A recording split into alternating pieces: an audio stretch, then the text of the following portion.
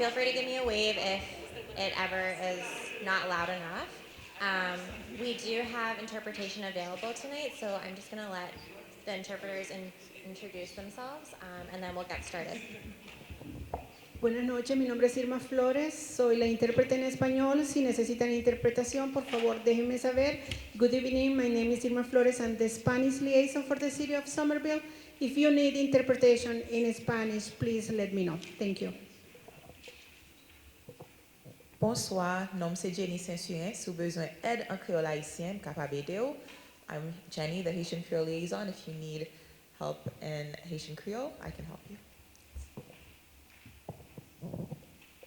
We do also have interpretation available in Portuguese from Fernanda. She's just holding the door, so if you need interpretation in Portuguese, feel free to let us know. Hi everyone, I'm Matt McLaughlin, the Ward 1 City Councilor. I'm happy to be the shortest speaker on the agenda today because I'm really here to just listen to all of you. I'm joined by City Council at Large, Will Barr, and I saw Councilor at Large, Mary Jo Rossetti here as well. I always encourage people to just speak up.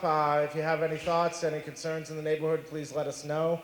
And I also just encourage you all, if you don't get my email updates already, please come talk to me later on. I'll get your email and we can make sure you get plenty of updates. So that's all I have. I'm looking forward to hearing from you. Thanks, Councilor McLaughlin. All right. So if you do have a copy of the slides with you, as you may have noticed, we do have a pretty full agenda this evening. We do hope to take your questions, and staff will be here after the meeting as well if you do have any questions that you want to ask, not in front of the group. So we'll just get started. We are going to be covering a lot of different topics. We won't be doing a too deep a dive into any specific one, but as I mentioned, we're happy to take your questions after each section. All right, so my name is Taylor Coe. I'm the ResiStat coordinator. I'll be going through some quick updates about the neighborhood and the city. Summer Vision 2040, so we are working to update the plan. The Summer Vision Committee has been hard at work creating topic chapters, which are available for public review. We hope to hear your feedback. If you are interested in submitting your comments, you can visit summervision2040.com, and the public review period is open until November 1st. Summer Baby is a great program offered by the city. It is a universal, free, and multilingual home visiting program. So if you are interested in having a visit, or scheduling a visit rather, we do have multiple points of contact in different languages.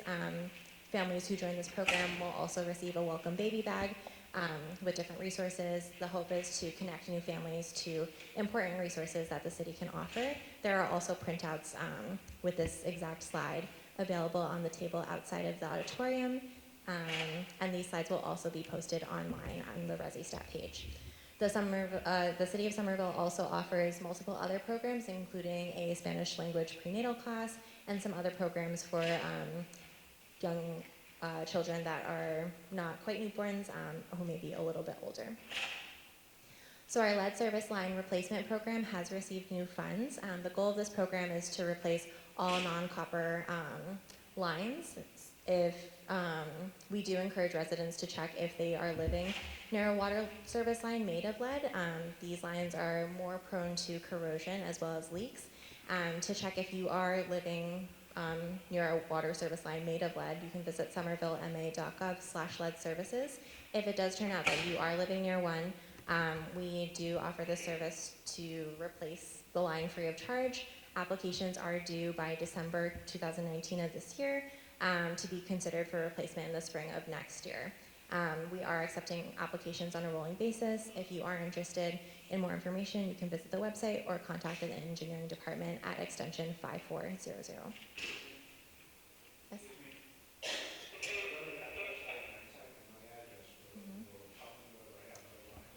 My understanding is yes.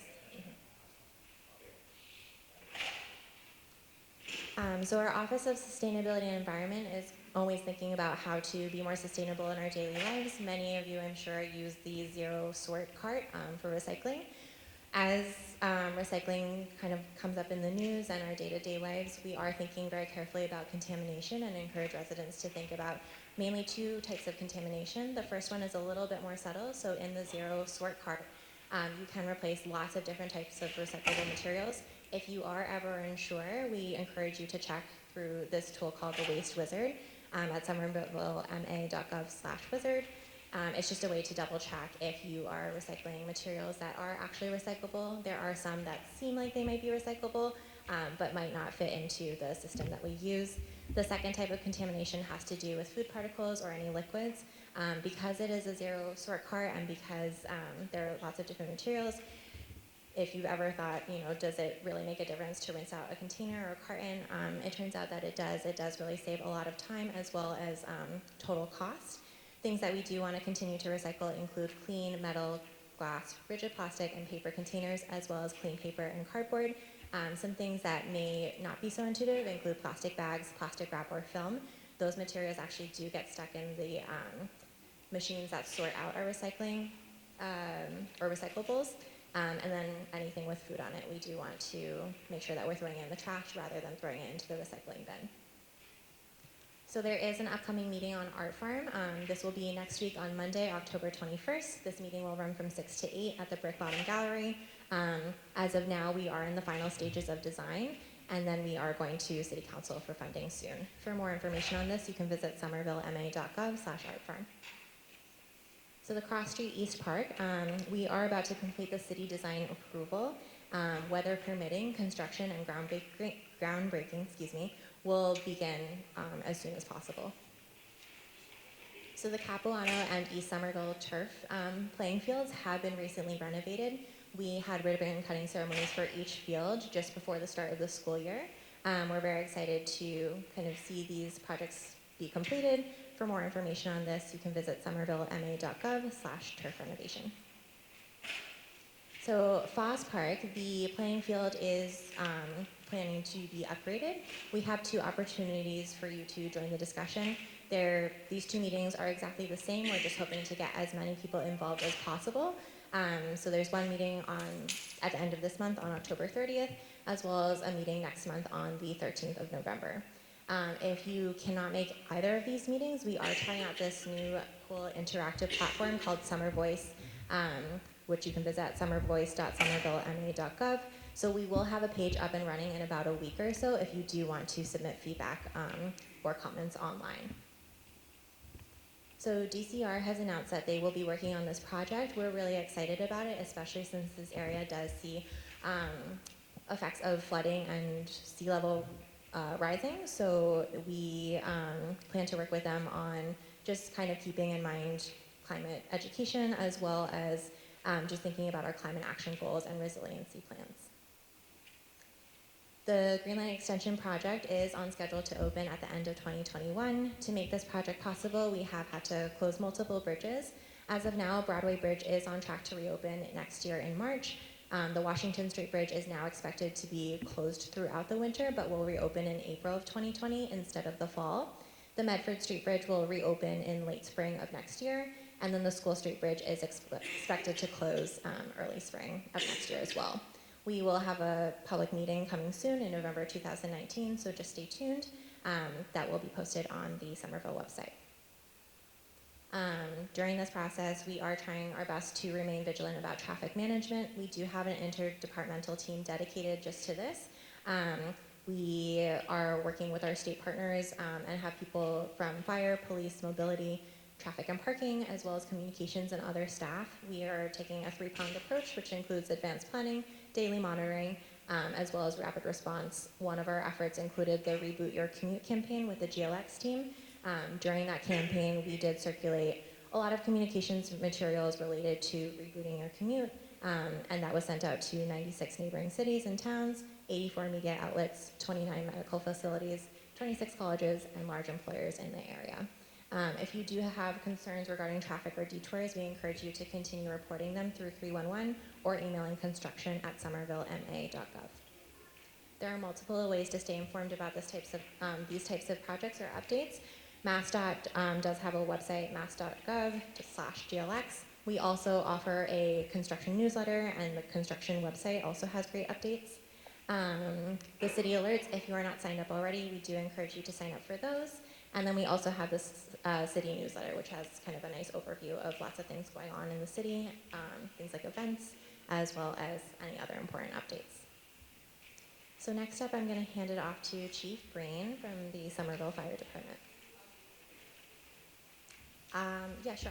I can take questions. Okay. Sure.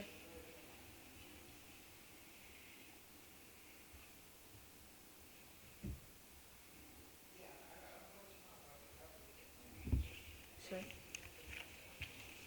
Okay, so the question was, how do we get more information about the lead service line replacement program? So there is a website. It's on the slide. These slides will also be posted online, but there is more information at somervillema.gov/lead services, and we also have Jess Fosbrook here.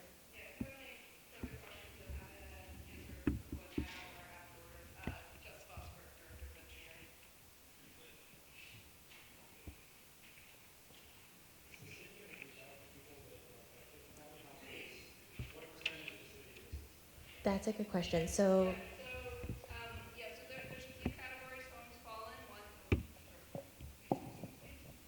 in. Jess Fosbrook, Director of Engineering.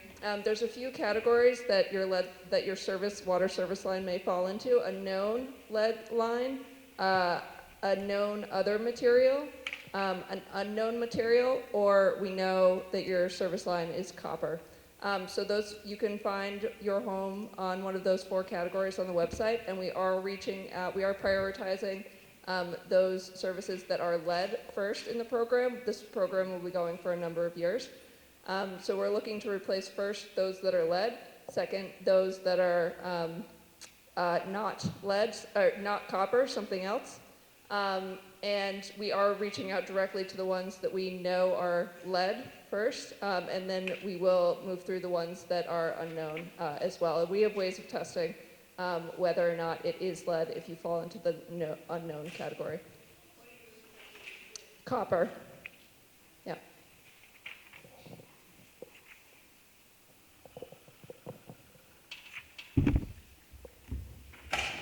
thanks, Jess. Okay, I can take 1 or 2 more questions if there are any other ones. Otherwise, I'll hand it off to Chief Breen.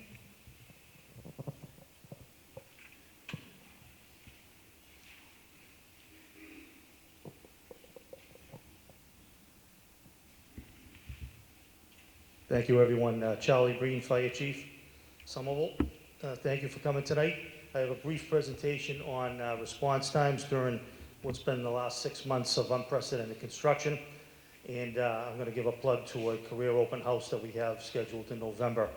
Although my presentation is brief, I can assure you that the planning that the fire department put into to handle all the bridge closures and the big dig in Union Square was anything but brief. Long before the shovels went into the ground, myself and my staff, we analyzed data, checked response routes, and made modifications to mitigate any disruptions that the bridge closures and the construction would have to emergency response. A lot of planning went into this, and we made changes into what fire stations responded to certain areas of the city. We ended up putting an additional engine in service every day from Monday through Friday from 7 in the morning till 7 at night. It's down on New Washington Street on the other side of the Washington Street Bridge because we don't have any fire stations beyond the bridge, and that's the heavy traffic period. So that's down there for 5 days a week. It's worked out great as far as cutting response times down due to the Washington Street Bridge. We also entered into an agreement with Boston. We get an automatic response from the Sullivan Square Fire Station for any reports of fires in East Somerville, and that's worked out great. We also entered an agreement with Cambridge for the West Somerville area, and we get an automatic response from the Porter Square Fire Station. I can't give enough credit to the men and the women of the department who are out there every day driving the apparatus to responses, and for the officers that are in charge. I'm behind a desk now. They're the ones that are out in the field. They've got a lot of stress on them, and they've been, doing a great job. Our plans, as you will see, have been validated. Despite the Ball Square Bridge, the Washington Street Bridge, the Medford Street Bridge being closed, and the huge amount of work being done in Union Square, our average response time for the past 6 months from April to September is actually 3 seconds faster than the same time last year. And this is all because of the modifications we made. Another key factor has been the interdepartmental cooperation that the fire department has with the police department. Chief Fallon will tell you I'm bugging them all the time about certain intersections and whatnot. We get together, come up with a plan. I get great cooperation from them. Brad Rawson, Jesse Moose, Dan Amelin for the Union Square project have been great to work with. We are constantly meeting and checking out how things are going and modifying plans as they go. Every day I receive a report of responses for the previous 24 hours, and we investigate if there's any delays as to what the cause of the delays were, and we work to rectify them. And this is going on every day, and we still modify things as we see problems.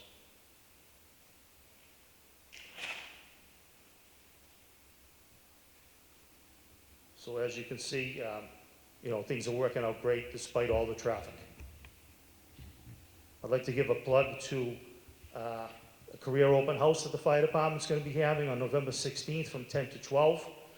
What's been happening is that civil service is seeing a dramatic drop in the number of people taking fire and police exams across the state.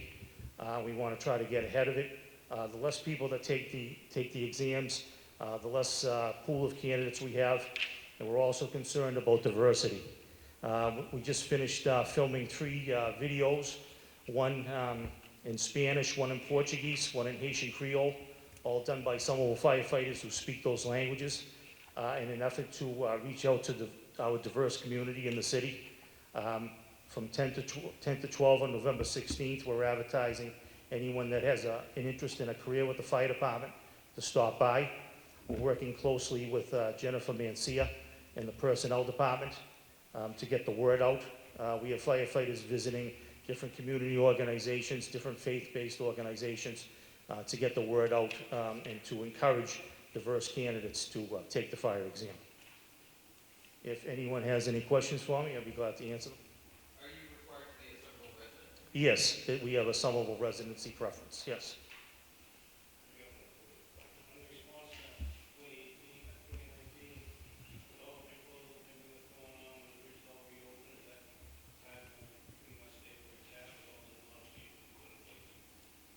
I would assume that they'll probably get even a little faster. Because believe me, nobody's looking forward to the bridges opening more than I.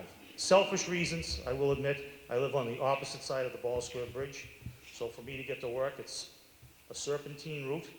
Also, I have to listen to my wife every morning driving my daughter up to the high school. And she's not too happy with me a lot of times. So I have selfish reasons as well for those bridges. I'm like a prisoner crossing off my calendar every day, hoping for those bridges to reopen. So we're looking forward to it. Are those response times and the partnerships you talked about with like Boston and other areas, including sort of 911 ambulance response times as well, or is it just with regards to fire trucks? This is just regards to fire response, yes. My question would be what's happening with ambulances? Because just word of mouth, I will say, there's been discussion of young parents of young kids that if your kid's having some sort of allergy attack, it's almost better taking them to any hospital than waiting for an ambulance to come and get you to the pediatric hospital because of the traffic. So I would just ask maybe that those partnerships could be reached out so that there could be some input in that. Well, we partner closely with Cataldo Ambulance. I know for a fact that they have an ambulance west and an ambulance east at all times. They split because of the bridge closures. I've heard no, this is the first I'm hearing of any issues with. One instance has just sort of spread as those things. Right, because I mean, I would generally, I would hear it from my men in the field if they're waiting for the ambulance to show up, and I have not heard of that. It's usually EMTs, the fire. Correct. And we do carry EpiPens on all the fire apparatus, Narcan. We carry a lot of equipment as well. Anyone else? I'll be here for the rest of the night if anybody has any questions. I'll be more than happy to talk to you. And I'll introduce the mayor.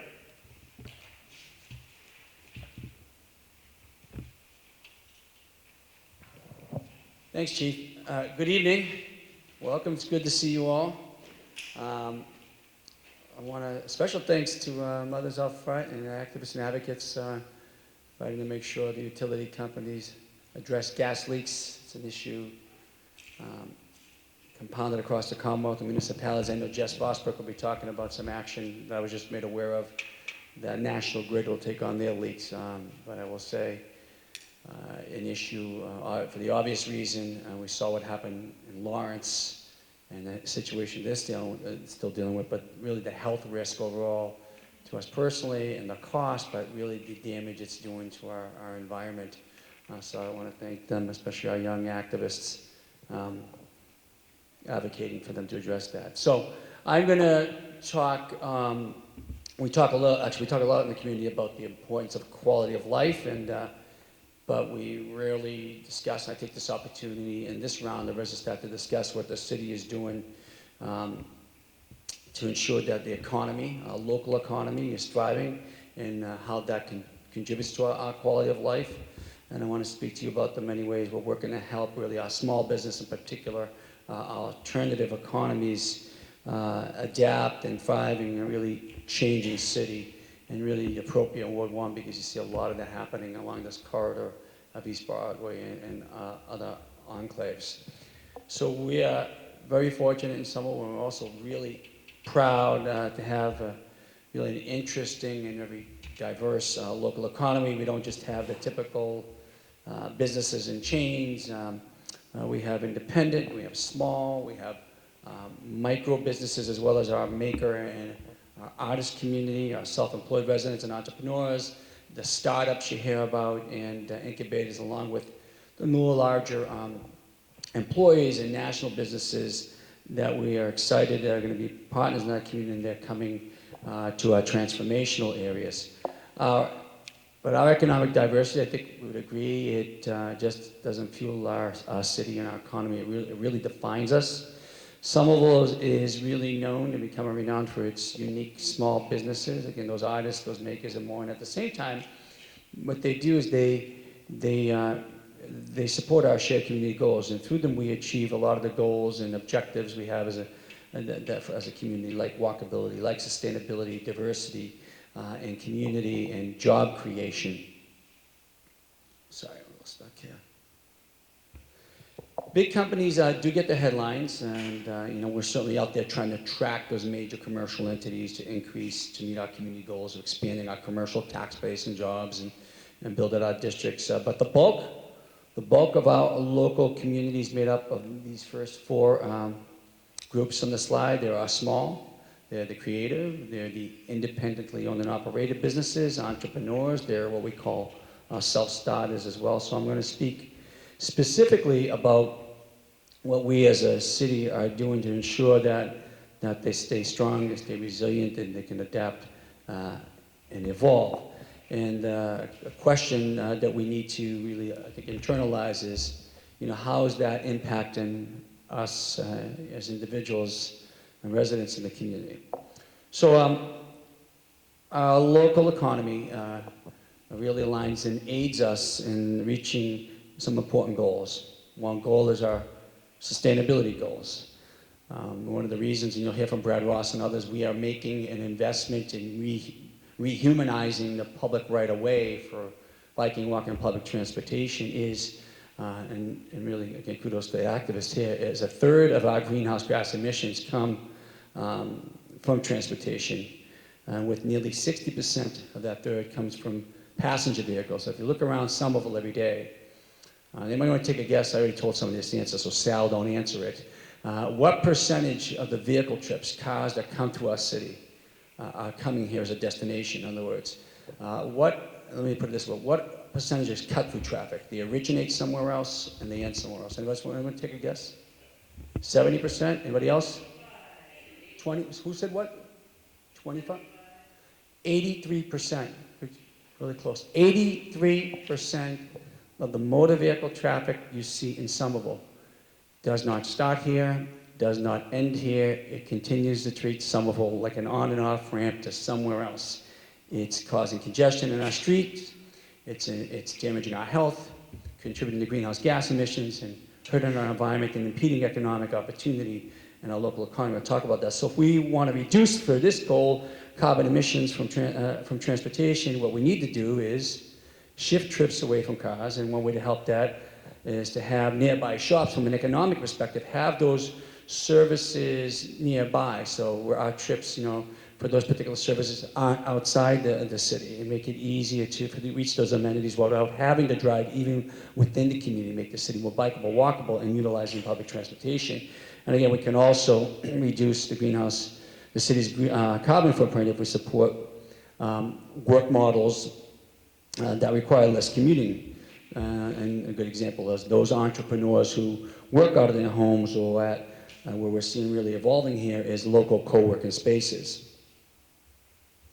Affordability is another shared goal in the community, and a top priority for us. And among the factors, other factors, one driver of affordability is residential taxes, both for owners and for renters. But if we want to keep residential tax rates low, what our goal as a community has always been for the long term to shift that burden away from the residential taxpayer to the commercial taxpayer. And that means expanding the commercial tax base. So we can do that, as I've often discussed, by increasing that tax base and kind of expanding the stream of commercial revenue. And the way to do that is to grow more businesses who pay those types of taxes. So big companies that come in, like a Puma, coming in their North American headquarters to Assembly is good, because that's a big entity. But we also get other forms of revenue from our smaller business economy, like restaurants and other stores. And this is important to keep in mind, because in Massachusetts, municipalities have very little local revenue authority. It's the property tax, commercial and residential, new growth and other fees and fines, but there are other sources of revenue and taxes that we adopt from the state to help us, like meals and sales taxes and hotel taxes. So we can do that by helping we can increase those revenue stream opportunities and diversity of revenue streams by increasing small businesses and help them thrive and welcome new ones into the community. So successful restaurants and shops and services ultimately can help contribute to the cause of lowering everyone's cost of living here. It's all cumulative, and it's all in the aggregate. The other goal of ours is always continues to enhance everyone's quality of life. So a healthy local economy does impact and has an impact on our quality of life. And I hear so often that one of the many things that we love about living here is the walkability and the vibrant squares and the business districts. And our happiness show, a survey that we conduct every other year, confirms this as well. So we know that if we want residents to be happy living in Somerville, we need to have great neighborhoods and squares that have vibrant sidewalks and streets where people can run errands, or just feel really connected to one another in the community. That's why the city works to draw customers into our squares and into our business districts. But first, there are pressures on our local economy, which means we have to remain really vigilant in helping local businesses and each other. Globally, and we're seeing the localization of this challenge here, globally, we are facing climate change and really a growing population, not just in Somerville, but every metro region in the United States is experiencing the greatest demographic shift in this nation's history since mid-century. Think about mid-century. People were leaving the cities. Transit in Somerville in mid-century, we had just short of 20 rail and trolley stops. Those went away up until the first one coming back in the 80s in Davis Square, and people heading out to the suburbs. But globally, what we're seeing is a major shift back to the city centers. Right now, 54% of the world's population lives in metro regions like the greater Boston metro region. And we need to think about the future, because by 2050, it's projected that 75% of the world's population will live in metro Boston region. So how do we think about the future, how we live, how we move, and our quality of life is important. But we are facing climate change, we're a growing population, the culture of convenience, including the shift to an online economy. Think about how do we shop today versus 5 years ago. Where do we get our goods and services? Locally in Somerville, we have a change coming from a new development that we need to manage. We have major infrastructure projects. You haven't noticed we're doing about 50 years worth of infrastructure projects in 3. You're going to start to hate us less in the next 5 to 6 months as the bridges open up, high school's done, the green line's done. But that's what you get when we kick the can down the road for generations of these necessary important projects. And we're part of a national population shift, again, back to the urban core that is putting pressure on not just residential rents, but commercial rents as well. On top of that, our businesses do face specific challenges to being successful. They face competition from big box stores and chains, staffing challenges, and in a lot of cases, barriers to startup capital. So they may need information and training. They have to navigate red tape.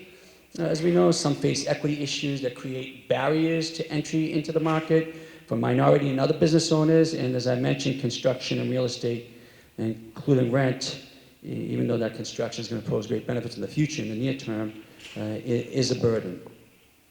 So here's an interesting statistic why we have to up our game, because the odds are any business launching and then being successful, and it's not easy.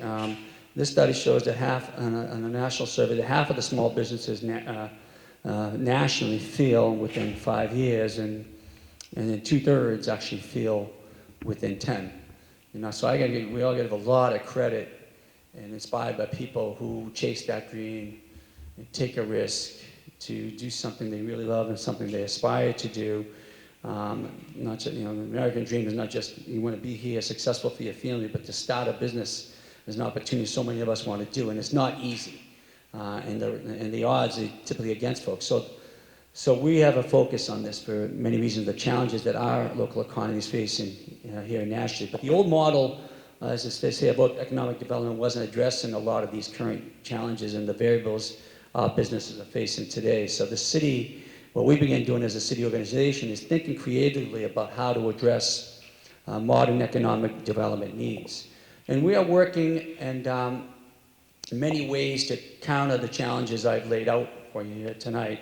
So I'm going to try to give you a window into 3 broad examples of what our alternative economic development approach looks like, really in action, and starting with a closer look at some of the ways we connect customers to small local businesses while also supporting our creative economy. Because one of the things we have an ability to do is try to, again, attract that universe of consumers that fuels our local businesses and that in turn fuels our community. So one example is how we try to achieve economic development and success through the arts. So Somerville is renowned nationally and known for its love and strength in the arts. It speaks to our originality, our diversity, our creativity. But when the Arts Council, for example, hosts some fun festival like Upbeat or Ignite, we do Summer Streets. It's not just a great way to spend a Saturday or a weekend day, which I particularly like for that reason. It's also an immensely effective way to support our squares and our local businesses. So we had an independent research firm look at this and the date, and what we found that for every $1 of your money that we spend on festivals or on murals and cultural events, and what we see in return is an economic benefit of $4.40, and that's on broad economic impact. So how does that work? Well, first, there are the direct benefits to the artists and the makers and such we hire, and the businesses that the Arts Council pays for supplies like tents or posters. And then some of those dollars get spent again here locally, as you can imagine, by those artists and those businesses.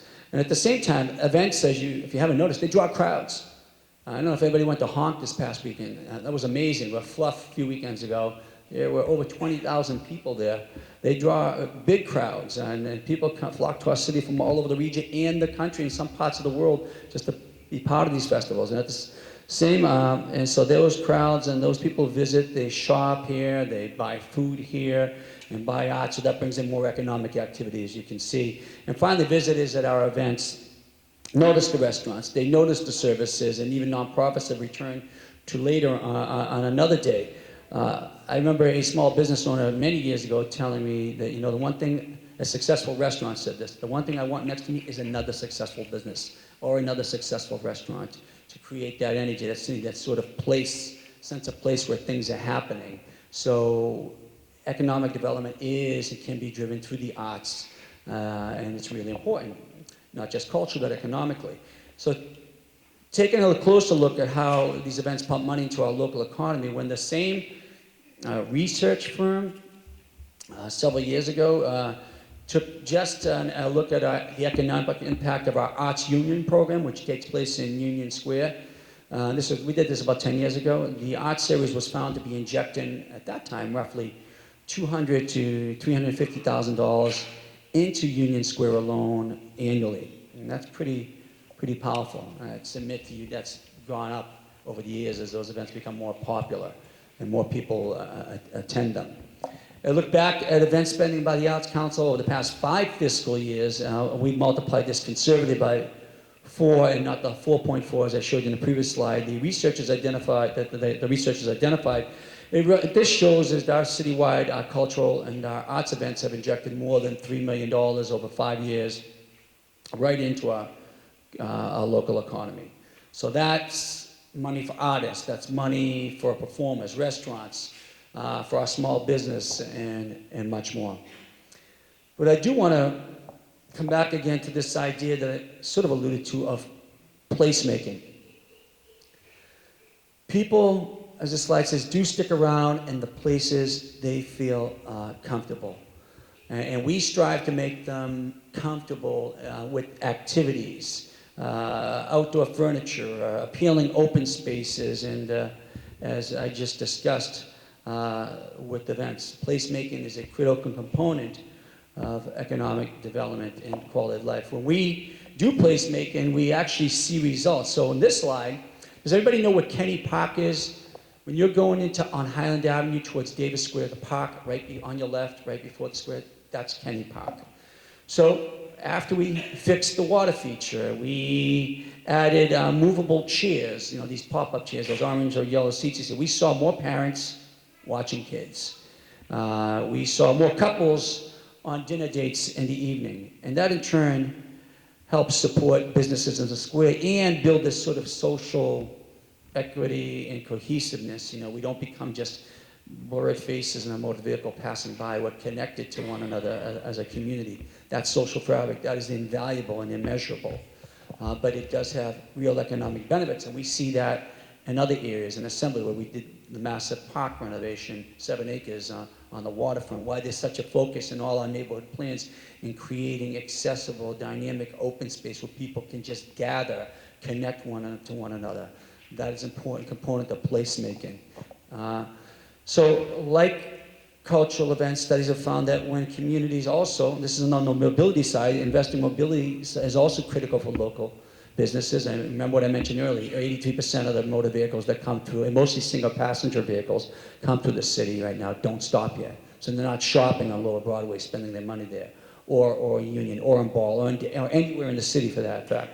So when communities improve pedestrian and cycling infrastructure, here's what happens. They get and gain net new businesses, private investment increases, and customers actually spend more money in those areas. That's because when you drive by, again, people are just speeding by. There's no purpose. They're going somewhere. Yeah, what's that? That's not factual, actually, I will tell you. And over time, we've looked at that. That's not what the case is. They're not coming here. And I would point to even Davis, which I don't have the slides tonight, the data, majority of that traffic is pedestrian traffic into Davis. And let me point to some data that will support what I'm saying. So, just like dedicated bus lanes, we put in on Broadway are part of this because they increase ridership.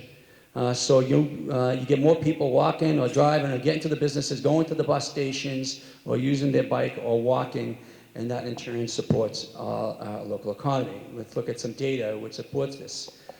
Here's an example. This was actually a study, and there's many more. We took this one from Portland, Oregon. It shows that cyclists and pedestrians there spent more per month locally because they stop more at local businesses. They weren't in a rush to go somewhere else. Look, at the end of the day, if we plan a city just for cars, that is what we're going to get. We need to plan a city not just for cars, but for people. We have to embrace the human scale if we want to improve our health, our quality of life, and our local economy. So the other part is, how do we address barriers to entry? Because you talked about the rate. I mean, it's risky to open up a business. Anybody here a self-proprietor, had their own business, or tried to start a business? I gotta believe there's someone. I know a couple in the back room. Congratulations. And I think it's important we understand and like to hear your ideas, your barriers to entry.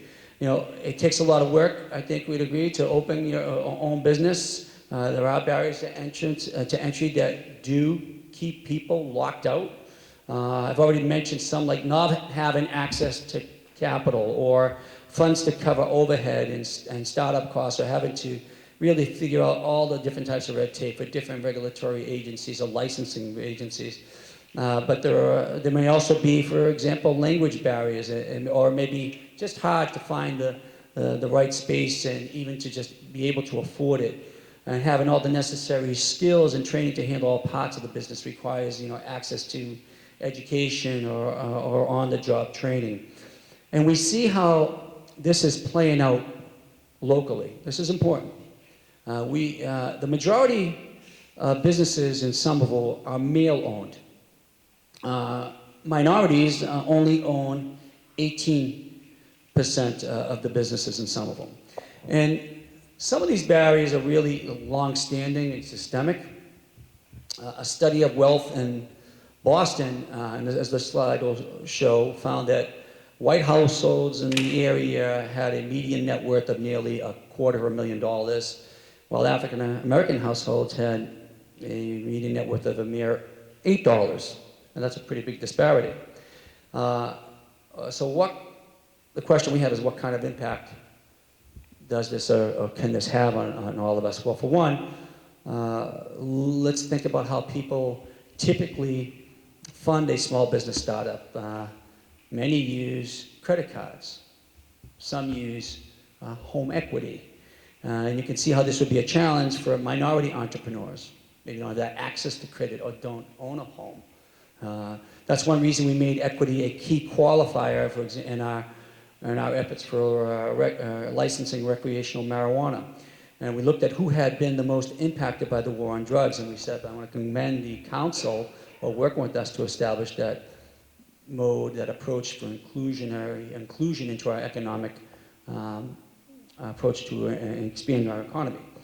But here's another example how we're opening the doors to the economy. Nibble is one attempt by the city at lowering the barriers specifically for immigrant entrepreneurs. Immigrants, if you don't know, are twice as likely to start a business as the U.S.-born residents, but they can run into roadblocks around things like language barriers and startup costs, again, navigating the permit or certification process.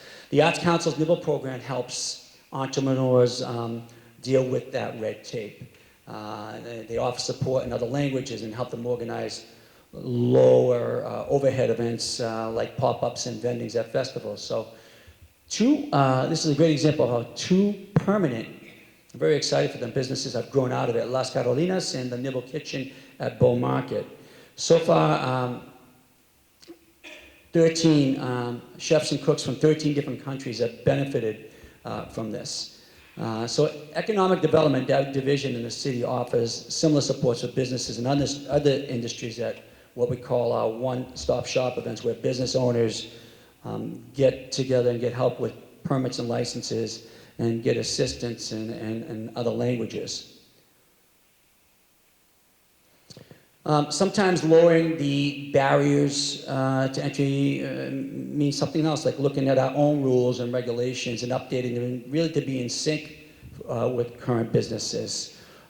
Two good examples are liquor licenses and food trucks. So over the last 16 years, we've taken a few successful attempts on addressing the liquor licenses. So the old way of the liquor licenses worked like this. If you had a restaurant, you had a liquor license, The way the laws work, you don't own the license, you possess the privilege of having that license. However, in the old way, if I wanted to buy your restaurant, you could sell me the liquor license with the license commission approval. But over time, what happened is this false marketplace evolved. Not a lot of liquor licenses. They became more valuable because restaurants make their money there, really, their biggest margins. So you see this play out in places like Boston, where you have to spend about $500,000 on those private transfers of licenses. We saw this, and we saw Somerville's prices run up to as far as $200,000.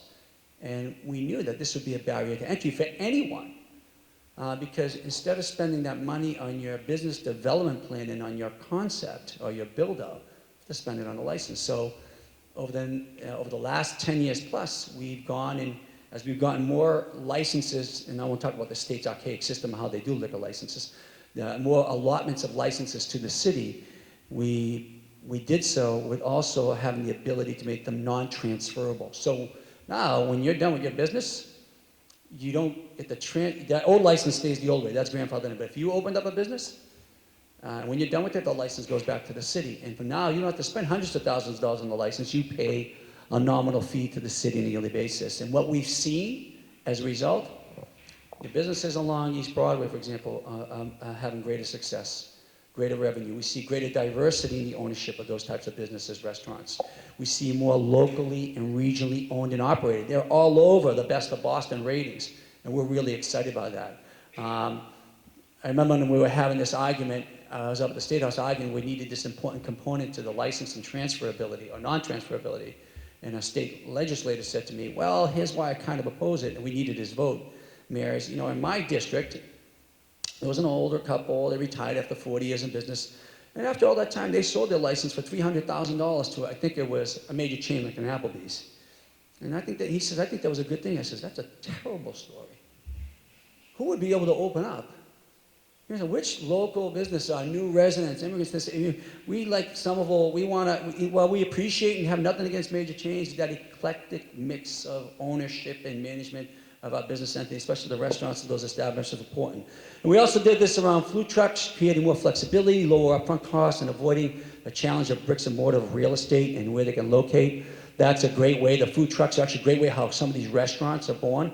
Some of them born out of the dining in concept, people in their own homes, and some out of the food truck as well. The third area I want to look at real quick, and I'm going to move along, is how our efforts are striving to keep up with how people are, really how they're working, not just establishing business, but how the work environment is changing. The way people work is changing. Again, we're looking for ways to support that. There are 5.6 million small and micro businesses in the United States, and 89% of them have fewer than 20 employees. These small shops, they still need office, lab, and manufacturing space, but might not want to, or may perhaps cannot afford their own space, but they need access to that collaborative creativity or to the machinery and goods. So we look at supporting co-work in an incubator space where those companies can begin, and as well as helping them find new spaces in Somerville as they mature and grow. There's two good examples. One is Greentown Labs. Who does not know what Greentown Labs is? Well, let me tell you, Greentown Labs is now the largest clean tech incubator in North America, soon to be in the world. We're excited to bring them into Somerville several years ago. There have been a total of 120 businesses that have used that space, small startups that are there, grown or have expanded to something else and taken on really the challenge of climate change. Some of those companies, you might have heard them, like like L3, Vox L8, Right Hand Robotics, which moved from Greentown down to the old post office, Union Square, and expanding again. They've grown into larger spaces in Somerville. And part of our long-term economic plan is to be part of that next great wave, of that next great thing. Climate action, climate solutions, and clean tech, we believe, is that we want to be the center of that for the universe. So the city helped them find the right space. We supported them with what we call an I-Fund, an Innovation Loan Fund, and in return to creating jobs, they created 900 new jobs here in the city, mostly Somerville residents. And they are a success story, and we've been right there side by side them all along. The other example is Artisans Asylum. Here's a good example of a space that was in Somerville down in Brick Bottom on Joy Street, and question to them was, what are you doing here? What's happening? It's part of this energized fabricator, maker, artisan, sort of craftsmanship movement. We work with them, and again, they're one of the largest maker spaces as well in the world, and they've offered alternative workspace. And the Artisans calculates that they've had a total of $30 million in local economic impact since their founding. They didn't, Artisans also didn't succeed by chance. City, we helped them locate and sign a new lease in Somerville. We work with various programs and partnerships with Artisans Asylum, with their individual members. I advise anyone in the community, if you're interested in even individually in craftsmanship and in sort of fabrication of all types, you can sign up for a membership. You don't have to be a small business looking for that access. They're part of this growing concept of being a learning community, creative community. You can have a family membership. You can learn carpentry, all types of fabrication. It's really cool stuff, artistry, and they're right here in Somerville. We've donated used machining equipment to them, and we've also we learned from them many important lessons, as well as Greentown. We created an important fabrication district requirement in our zoning. What that means, a lot of these old foundry and sort of industrial buildings, for example, the old Somerville Precision Motors, which next door to that, the old Mako, Ames Safety Envelope, and the like, we are preserving those spaces as part of a fabrication district. Those spaces, their large floor plates, allow for this type of collaborative creativity and innovation. We can put a bunch of talented, eclectic, really weird people together, and you create that bump factor, and magic happens. That's really when we walk into places like Artisan, like, what are you guys doing here? And why are you here? Really interesting. But we're also working to draw and support other new ways of working. We looked at our own regulations for home-based businesses and changed those so it's easy for people to work at home. Again, not everybody's going to want to be in the brick and mortar establishment or need to be. So we've also adopted artist and maker-friendly zoning in our zoning overhaul, and economic development has expanded their programs beyond, again, the traditional brick and mortar. The old days, the focus was really on storefront improvement. If we improve your signage, and we want to help people with that, and storefront, that drives activity. But we're gone beyond that and into more how do we support these important spaces where this cool stuff really happens. So we offer an active entrepreneur network. We're small, but if you're one of these folks or you're interested, we're small entrepreneur business owners and self-employed people. They get together, to network, they share advice, they share best practices. And between 75, which is interesting, 75 to 80% of the member businesses are actually women and or they're minority owned. So we love that inclusion is part of that. But you've heard of some of the things the city is doing to support small businesses, but some other important data I want to put in your hands along with the question is, and with this ad is, when you spend locally, you're actually investing in Somerville, and this is what we can do as individuals in the city. When you shop locally, all the data shows that a greater percentage of what you spend stays local and continues to help Somerville. It recycles back in the community.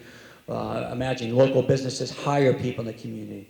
Often small businesses are sponsoring some community organization or that youth sports team. They get supplies locally. They hire contractors many times locally, whether to do their electrical work or maybe their website. And this chart shows, for example, that when you shop at a chain retailer, only an estimated just under 14% of your dollars spent recirculates back into the local community. But when you shop at an independent local retailer, nearly half of those dollars funnel back into the community as owners and staff spend locally. And we've had success at growing this local economy, folks, just since 2012. While our local entrepreneurs and businesses do face challenges, we are working on all fronts to support them.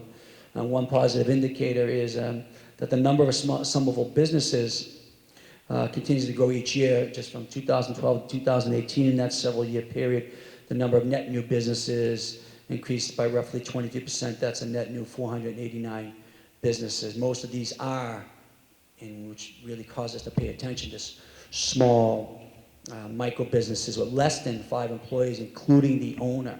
That's what's fascinating when we think of a micro business. But cumulatively, they are really the economic engine, really butt resting and supporting who we are in and Somerville, and what we're trying to accomplish. Um, so this, yep.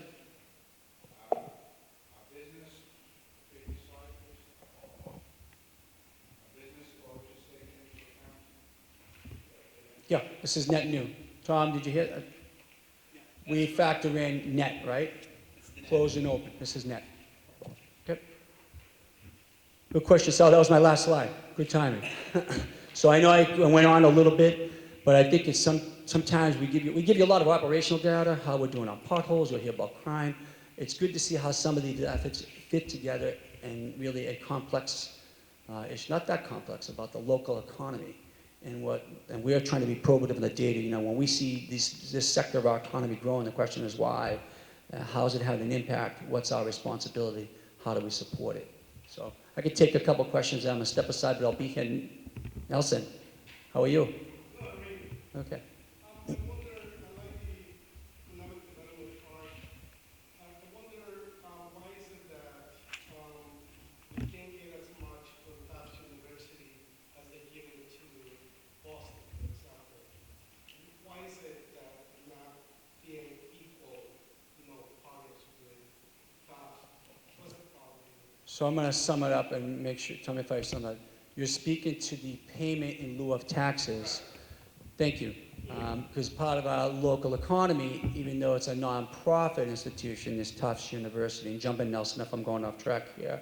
What we've done over the years is negotiated community benefits, whatever term of art we want to use, and part of the benefits is a payment to the city. They don't pay taxes, entities like Tufts and universities. They make a payment in lieu of tax.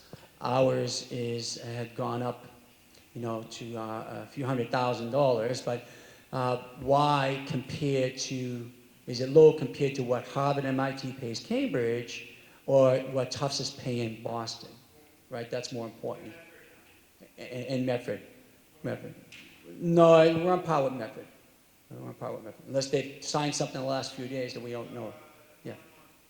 No, I'll explain how we're on par, because when you look at the actual check payment, we factor in another benefit we get on rent. However, the point is right. Why are we lower? Equity. One of the goals we've established, and I'll take that point, because we have to understand the impact of nonprofits and working with the community and so forth, especially a nonprofit like Tufts. It's not like the Little Sisters of the Poor, let's say that. It's Tufts University. They have an endowment. I'm going to focus, in terms of Harvard, MIT, those institutions have endowments that are through the roofs. So I'll leave that there. They both pay millions of dollars to Cambridge. We got the first ever community benefits agreement with Tufts more than about 14, 15 years ago. This will be the third round. This round, we've done something unique. We've opened up as part of the community negotiating process. We have a community representative, community negotiating team with Tufts, and we did a survey and worked with the community for months on what our priorities are. And one of them is to bring equity to the payment portion to the city on par with the Boston formula. Years ago, I think about a decade ago, Boston created a formula, tried a standard formula in an attempt to make all their nonprofits pay a certain amount of payment in lieu of taxes to the city. And one of our goals is to make sure that what they're paying Boston in Somerville, and from Medford's perspective, it's all the same, but we're negotiating Somerville. So that's in the conversations now. We have not come to an agreement with Tufts, and we won't till all that and a few other important obligations that the city wants to see happen occur.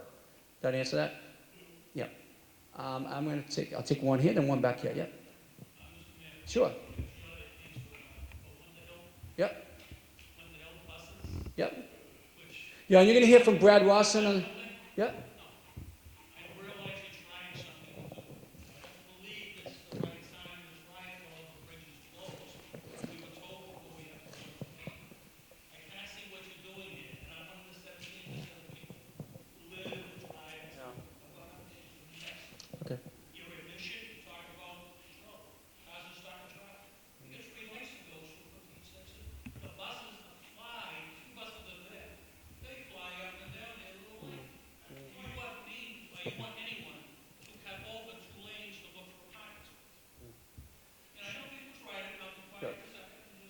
No, I appreciate the question. Thank you. And I know, and I'm going to address it. I'll address it briefly. I know Sal already got me on the hallway, and he'll get me again.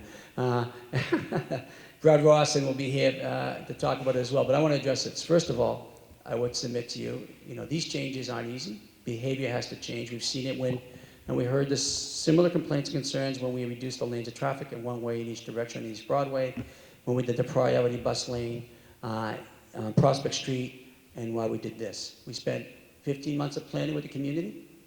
I did hundreds of surveys and responses. This is based on, not on the whim. It's been planned directly, and it's having the right impact, and the final adjustments will be made to them. Explain. Vision Zero plan to eliminate all serious pedestrian and cyclist crashes that result in death or serious injury drives this result. Our summer vision plan to shift mobility trips for the benefit of our health, our economy, and environment by more than 50% to more biking, walking, public transportation drives us as well. And our Somerville Climate Forward plan. So let me just say in general, and Brad will be here and probably talk about data or any numbers we have. Am I right on that? Okay, and with Brad Rawson, the Director of Transportation. Again, if we want to plan a city for cars, that's what we're going to get. One, I would say the corridor is actually safer. Speed is down. People have to cross. Youth. I want to answer that question. So youth. Yeah, I do. I go on that corridor every day. No, I don't worry about it. Okay, no, but I am on that corridor every day. Okay. So let me just finish. I understand. So the signalization challenge on school and some of the things that benefit, we finished the signalization work today, but speed is calmed. People have to cross only 2 full lanes of traffic instead of 4. Bus priority, the headways in the bus improved greatly, and if we want people to take the bus, which is one of the lowest carbon, most equitable forms of public transportation, we have to make that choice easier. It is a goal of the community. It's not done on a whim. It's driven by data, and it is working. 83% of those cars that cut through traffic is coming there. Now, I understand there are growing pains in the first few weeks that happen on Prospect Street, and it settles down, happen on East Broadway. And Brad will be here to share some of that data, and we'll continue to share that data with the community as it proves, including safety, speed, all the things that you want to know. Is it working out? We'll put that data in your hands, yes. Have you staged cops or anyone to look at the graph in Broadway and what a disaster it is when we block the boxes being blocked? We're there, they just don't do much. Well, you can drive through there and see the Somerville cops sitting there playing on their phone. So let me just address, because I understand the question, and yes, we have, the chief can address that, and they are there, and they are writing tickets. That's a good point, because a lot of what we have is impatient and distracted driving, those intersections, and people sit in the intersection there, whether it's there or McGrath and Medford Highland up there at Thatcher, or we've seen it on School and Pearl, and yes, we are staged there. The police are out there. My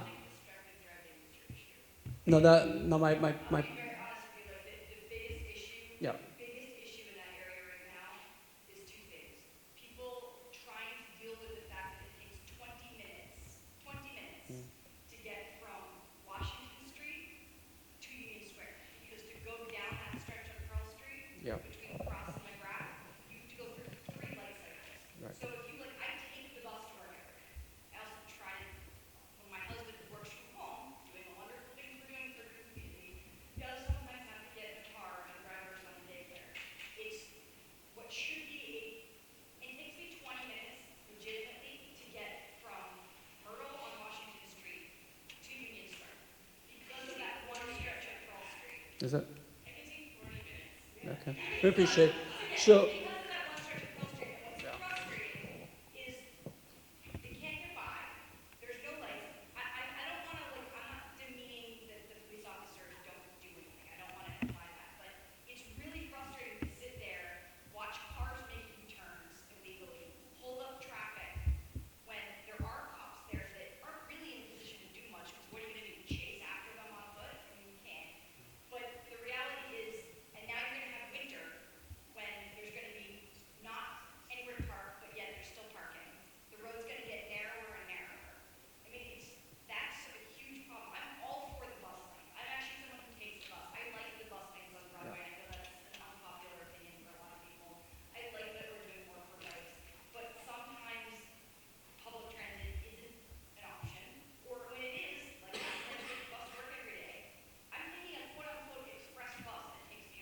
Yeah.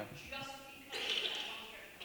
Yeah, no, I agree. I'm not going to be the champion of the T's performance. I'll be a champion, try to be one for public transportation. And we know, and you know, we agree, and one of the ways we're trying to improve we can on local bus services and local roads. We are, notwithstanding bridge closures, already the most congested region in the U.S. The troubling figure that came out about a week ago is that car ownership in the metro region is up, and public transportation usage is going down. This is going to be, I'm going to pass it on in a second, and I'll be here to talk about this, and Brad Ross will be here. That has real consequential effects. The more cars on the road, I think I'd submit a lot of it, the correlation is if the public transportation system isn't reliable, isn't efficient, whether it's trains, buses, so forth. I mean, I see people, I mean, all you have to do is stand in front of, if you're down this neighborhood, go in front, right in front of Sullivan Station, Broadway, watch how many people take an Uber Lyft to get off to go onto the train at Sullivan. I mean, that speaks volumes. We're trying to be a regional leader on that, embracing an opportunity to lead, and bringing the investments and bringing the system at the pot. That's going to be a long-term play. Our approach is based on those values, on those plans, and Brad will talk to more. I understand the inconvenience of that. We get it. We know the impacts. But I will submit, and Brad will test for this when he gets here, it is safer overall. Speed is down. And it's going to be a number. What's that? I'm sorry? Yeah. I would submit, and I think Brad will tell that there was an increase in traffic with the bridges being closed in the city. That's not the case. So Brad will talk about that more and give you more of that data. So who is up next? Oh, great. Well, I'm excited because we can talk about congestion to rats, but Georgiana Silvera is the guru, and I mean that as a compliment on road and abatement, and I want to introduce her, Georgiana Silvera. I think you've already met her before.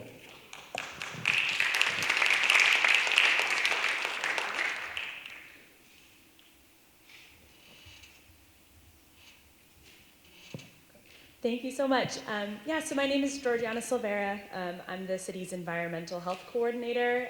My work currently focuses on rodent control policy and education, so another super light and popular topic for everyone. And so I was here in the spring, just sort of introducing myself, as well as letting you all know about our sort of future plan to do a study of the rat population kind of in the East Somerville area. And so I'm here to give you some of the results and the next steps that we have from that study that we did.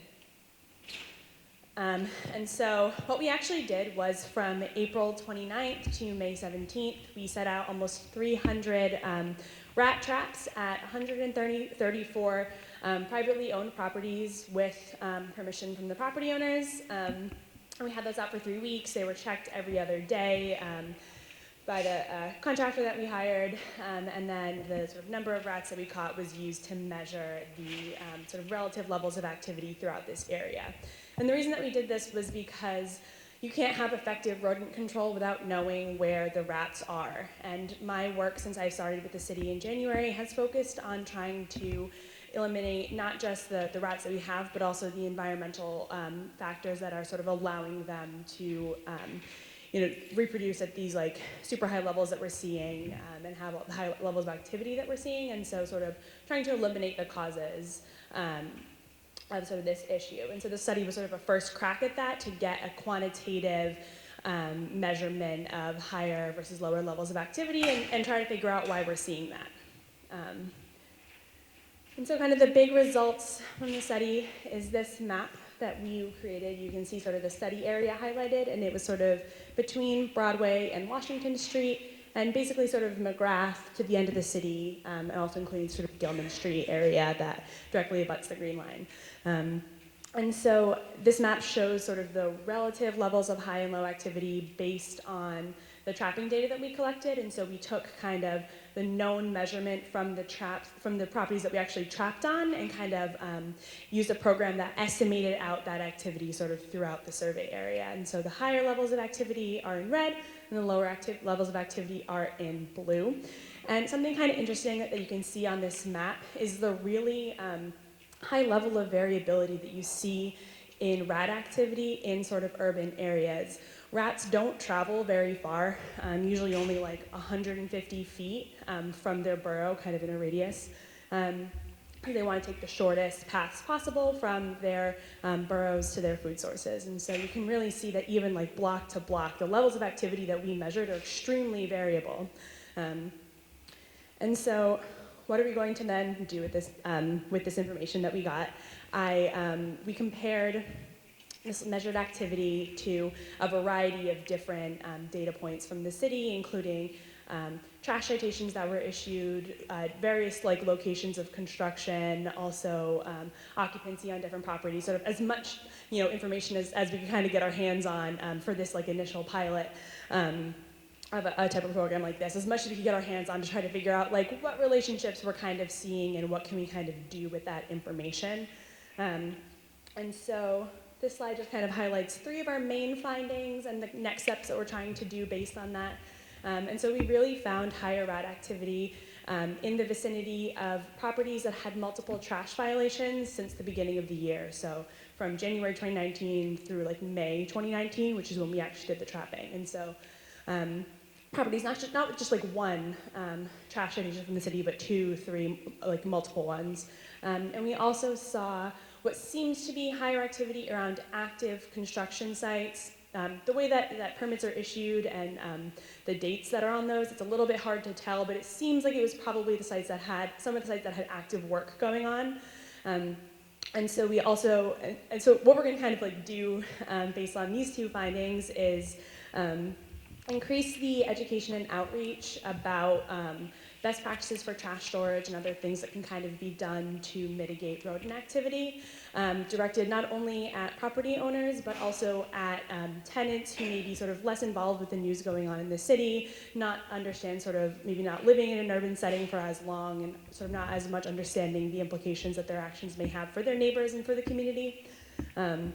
I also have been working with the Inspectional Services Department to figure out ways to require more rodent inspection and extermination in advance of certain building like permits that are issued in the city. So currently we require abatement for demolition permits, but we're looking to expand that to a larger range of projects that may be having impacts for the sort of surrounding residents in the community. One interesting finding was the city has a baiting program for residential properties, but we didn't really see a difference in activity in the vicinity of properties that were recently treated through this program, which is kind of indicating to us that while it may be working on the individual property level, it's not really making a broader impact on the rodent population. So we're going to try to figure out more ways to sort of increase participation in that program, which might seem kind of counterintuitive because we don't really want more toxic baits being placed out in the city, obviously, but doing it sort of one property at a time on like a sort of uncoordinated level isn't really going to give us the results that we want in terms of rodent control, and so we're looking for ways to sort of deploy this program, trying to treat as many properties on one block as we can to sort of achieve more long-term rodent control success than what we're kind of seeing with the program at the moment. I'm also in the process of developing some new studies to answer various unanswered questions, such as how the number of units on a property may impact rodent activity, the type of trash storage, sort of digging more deep into the issue of construction and demolition and how that affects rodent activity, and things like that. Yeah, so I will take a couple of questions now. I would ask that you sort of address more general questions about the study that we did or other things that I'm kind of working on now. But if you have specific questions about your neighborhood or your property, I'll be around after, and I'm super happy to talk to you about sort of what you're specifically experiencing and sort of steps that can be taken on both the city's end and on your own end. So I just want to say thank you. I have reached out to you, and you were both incredibly responsive and very helpful with actually concrete, kind of quick and inexpensive things that we could do that have actually worked. So thank you. My question, I guess, in kind of a bigger context is we've mitigated what we feel like are the issues on our property, but the food sources are really coming from elsewhere. And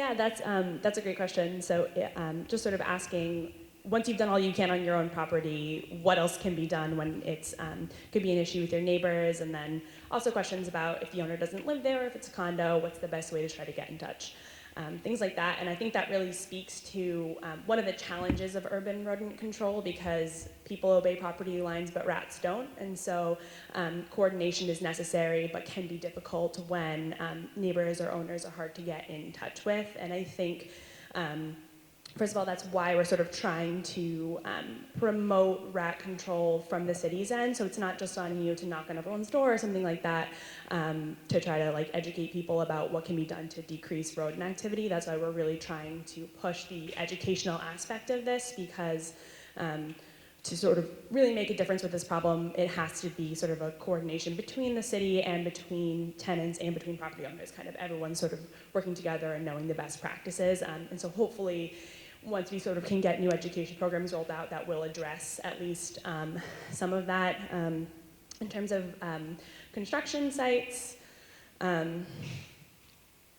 I guess I don't really have a sort of good answer about how you would sort of get in touch with that. I mean, always report to 311 no matter what you see. If it's an open trash barrel, an open dumpster, if it's a rat going in and out of a construction project, all of that information is super helpful for both my own work and also the Inspectional Services Department in trying to learn more about rats in Somerville, learn about what people are seeing, and what sort of ways that city can kind of more successfully intervene.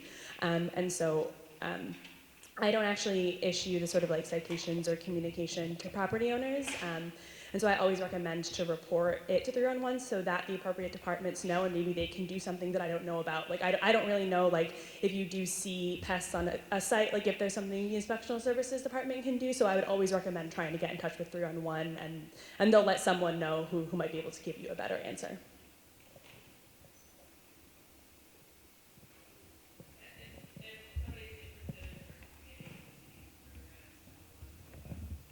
I have forms with me tonight, so come and talk to me afterwards. Any other questions?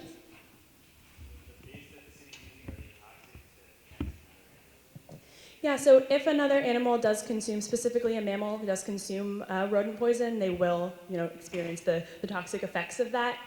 The baits are designed to be inaccessible to other animals, and so they're, those like black plastic boxes that you see everywhere. They're usually full of rodent poison. And they're designed to have like a ramp up and then a turn and then a turn. That's hard for almost any other animal to get into, and they're locked so that like children and other animals and dogs and things like that can't have access to them.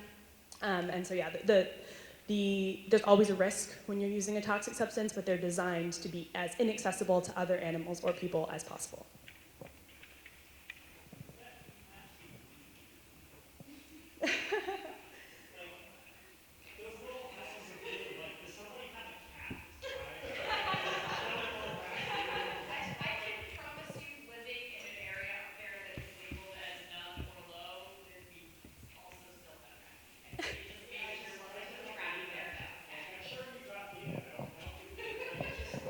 Yeah, so if you, a sort of example of that is the top right corner, right, where it's like 3 random blue dots in a sea of red. And so what that probably is 3 properties that had none or low levels, and then a lot of other ones that did have high levels. And so the program sort of says, okay, there's like 5 properties clumped together, and 3 of them are high and 2 of them are low, and so we're gonna have this level be high. Obviously, the only objective measurement that we have is on the properties, and so this is an estimate. And we also didn't have like super high numbers, so that could be a difference of not a lot, but also sort of the way that the scale like works. If around it everything was 0 and that was like 1, it's going to show up as like a hot spot, and so you kind of have to, yeah, it definitely does look like. Sure. Yeah, it was sort of the program that we use, and this wasn't used in the analyses, like the numbers and the values. It was sort of calculated in a different way, which I'd be happy also to talk to you about and sort of explain the details about that. But yeah, this is just used as a visual mostly, especially to show the heterogeneity of rat activity at the property and block level. What do you consider high activity compared to low activity? The low activity, the brightest blue spots were actually 0, and then high, I believe we had I don't remember specific sort of like numbers. It's all sort of relative. It just means we like caught more rats relatively on the high properties versus the low properties. It's not a sort of judgment call on like how many rats are acceptable. It's more of an objective way of saying like, here are the differences that we saw kind of between properties. And I also, we can't really sort of release specifics about what we caught on different properties just because it was on privately owned properties, and so like the exact numbers aren't really available except for to the property owners, which is why we didn't really like denote on this where we specifically trapped. And again, I'll be hanging around afterwards. If anyone has any other questions, if you want to talk about the study more, I loved doing it and would be happy to talk to you about it all night. So thank you so much. And up next is Chief Fallon to talk about the Somerville Police Department.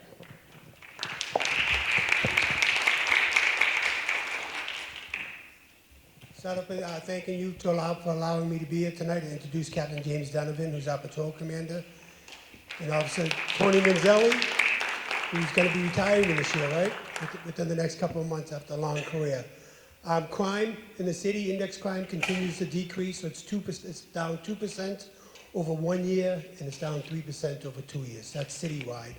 What we're seeing in Ward 1, index crime is compiled by looking at crimes against persons and crimes against property.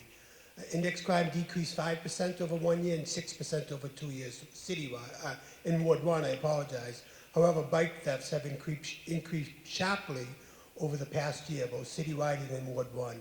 In Ward 1, the majority occurred in the Assembly Row area. What's not on the map, what I was briefed on today is, within the last 3 weeks between Somerville and Medford, we had 17 car breaks where the airbag was stolen. So we're kind of marshaling our forces to find out where they're being sold on the secondary market. But we know that bikes are important to people as a mode of transportation. So what we're doing is, on the left is some things that we're asking you to do. On the right, we assigned a sergeant to oversee all bike theft investigations, prioritize suspect identification and bike recovery. We interlace temporal and geographical patterns of incidents. Neighborhood police officers and area cars deployed based on time and space, as we talked about, and increased residents' awareness of crime. So Captain Donovan would look at a map similar to this, look at where the crimes are occurring, what time they're occurring, talk to the officers in those areas, ask them to be aware of it, and also the officers assigned to the task force. You know, in order for policing to be successful, we have to collaborate with the community. So, you know, we're really focusing the last year on making the first officer's interactions with a resident a positive one, and, you know, enforce that from the top down, that every interaction a police officer has with a resident in the city should be a positive one. We had a basketball clinic this summer for the youth, SPD officers. Held a basketball clinic for the youth ages 10 to 9, very well attended, very successful in the second year of our junior police academy. We held 2 one-week academies. We had a total of 61 graduates, ages 11 to 14, and activities include work with the district attorney's office, National Guard, fitness challenge, CPR training, give the junior academy attendees a glimpse in policing. But it's vitally important. I mean, policing done to a scope nationally that's not always, you know, reflects well on police, and policing has made mistakes. The policing profession, like any profession, has to evolve and has to get better, and, you know, officers do make mistakes, and in Somerville we work hard to hold our officers accountable, because that's how you develop culture change within any organization or within a profession. Accreditation, this was big for us. In 2019, Somerville Police Department became an accredited police department.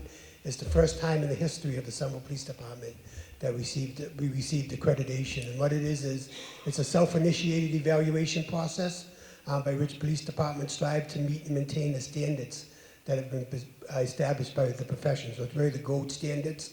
It's regarding our policies and procedures. A group of assessors comes in and looks at all our policies and procedures and make sure they meet the gold standard. We took all those policies and procedures during accreditation. We put them online. So if you go on the Somerville Police website, you can view every one of our policies and procedures, how we handle prisoners, how we intake evidence, our use of force policy, and I encourage you to look at those and give us input and say, look, this is what we like as a community, this is what we don't like as a community, this is what we think you should change. And we're willing to listen to that and have a dialogue regarding that and make sure our policies fit the type of policing that the community in Somerville wants and deserves. So this was a big step, and a lot of credit to the men and women in the Somerville Police Department. It took a lot to do. It took a lot to achieve accreditation. It's really unusual for a department of our size to be an accredited police department. So the men and women, the rank and file, worked hard on this accomplishment.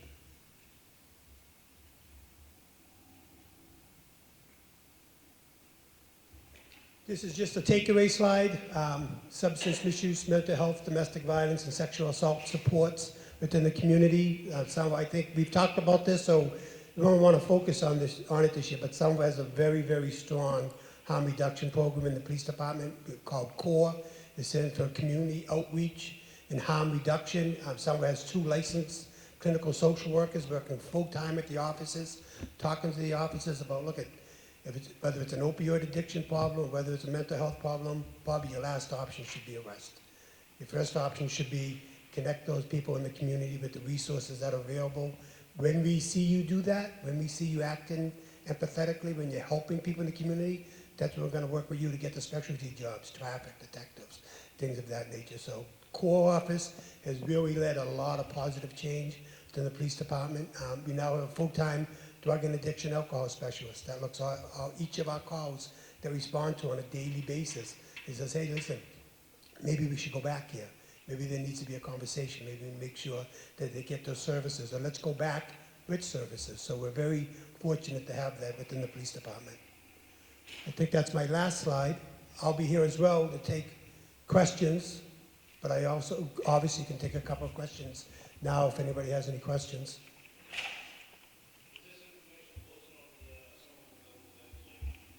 This information here, I don't believe so, but I think it'd be a good step for us to take, and I can make sure that's accomplished. That's a good point.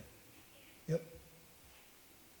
But I appreciate your time tonight. I used to be the East District Commander for many years down in Ward 1. I think it's a great part of the city, and I think you get great representation. So I appreciate being here tonight. Thank you very much.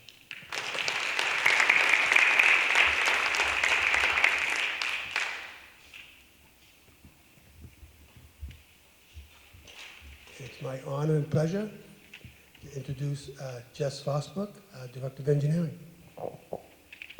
Thanks, Chief. Before I get to recent flooding, the engineering department touches a number of things, and one of the other things that we touch is construction coordination, which includes the private utilities such as the gas and electric utilities.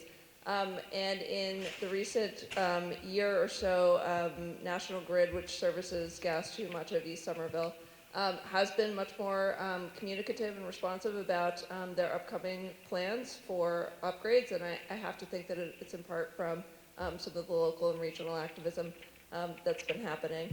And we do have a recent preliminary commitment from them to upgrade the gas main in Pearl Street next year. So that's something that we're still in talks to finalize and work out schedule. But that's been good news. It had been, one thing they potentially could have done is looked at fixing leaks along Pearl Street, but we do have a commitment from them to do a full upgrade of the main. So that's something that we will be getting more news out about. And again, that work is regulated by the state, but we coordinate with them in terms of when they're coming in and opening up the roadways and whatnot. So that's where our coordination piece comes in. Sure. The gas pipes? I believe we do, yeah. Yeah.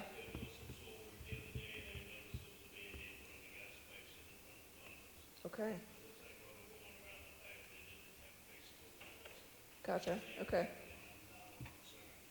Okay. Yeah, no, there are certain regulations that if a gas main under a certain size is exposed during an adjacent construction project, they are supposed to do work on it. So, yeah, that's something that, you can report to DPU, I believe. I don't know how easy that reporting process is, but if you want to put it in 311, just to something is we can look into. We don't, again, have jurisdiction over it, but it's something that you can flag, and we can see if there's anything that we notice about it as well. Yes. Yeah, yeah, we do have a lot of that data. Yeah, yeah.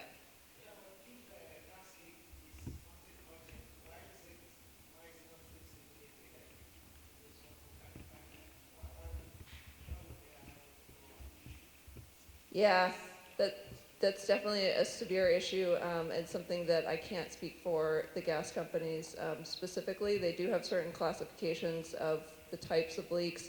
A class 1 leak is something that they're supposed to repair immediately, and then there are other types of, lesser gas leaks that we that can wait. Yeah, yeah. Yes, in the back. Hi, Jessica. Hi. My name is Paola. I live a couple of blocks down the street. I'm actually one of the people who have made a little bit of noise about this gas problem. There is a major leak across my road, my street, my house. There are several dead trees on First Street, by the school, behind over here. I just wanted to acknowledge the work that the city has done, because under pressure, they actually have started talking to National Grid. The mayor mentioned that before as well. So I wanted to acknowledge engineering, city council, Councilor Laughlin, who has been listening to us for many months right now. I wanted to say, I think the fire department is still over here, but we are told that if you smell gas, call 911, and the fire department will show up, and that will be followed by National Grid.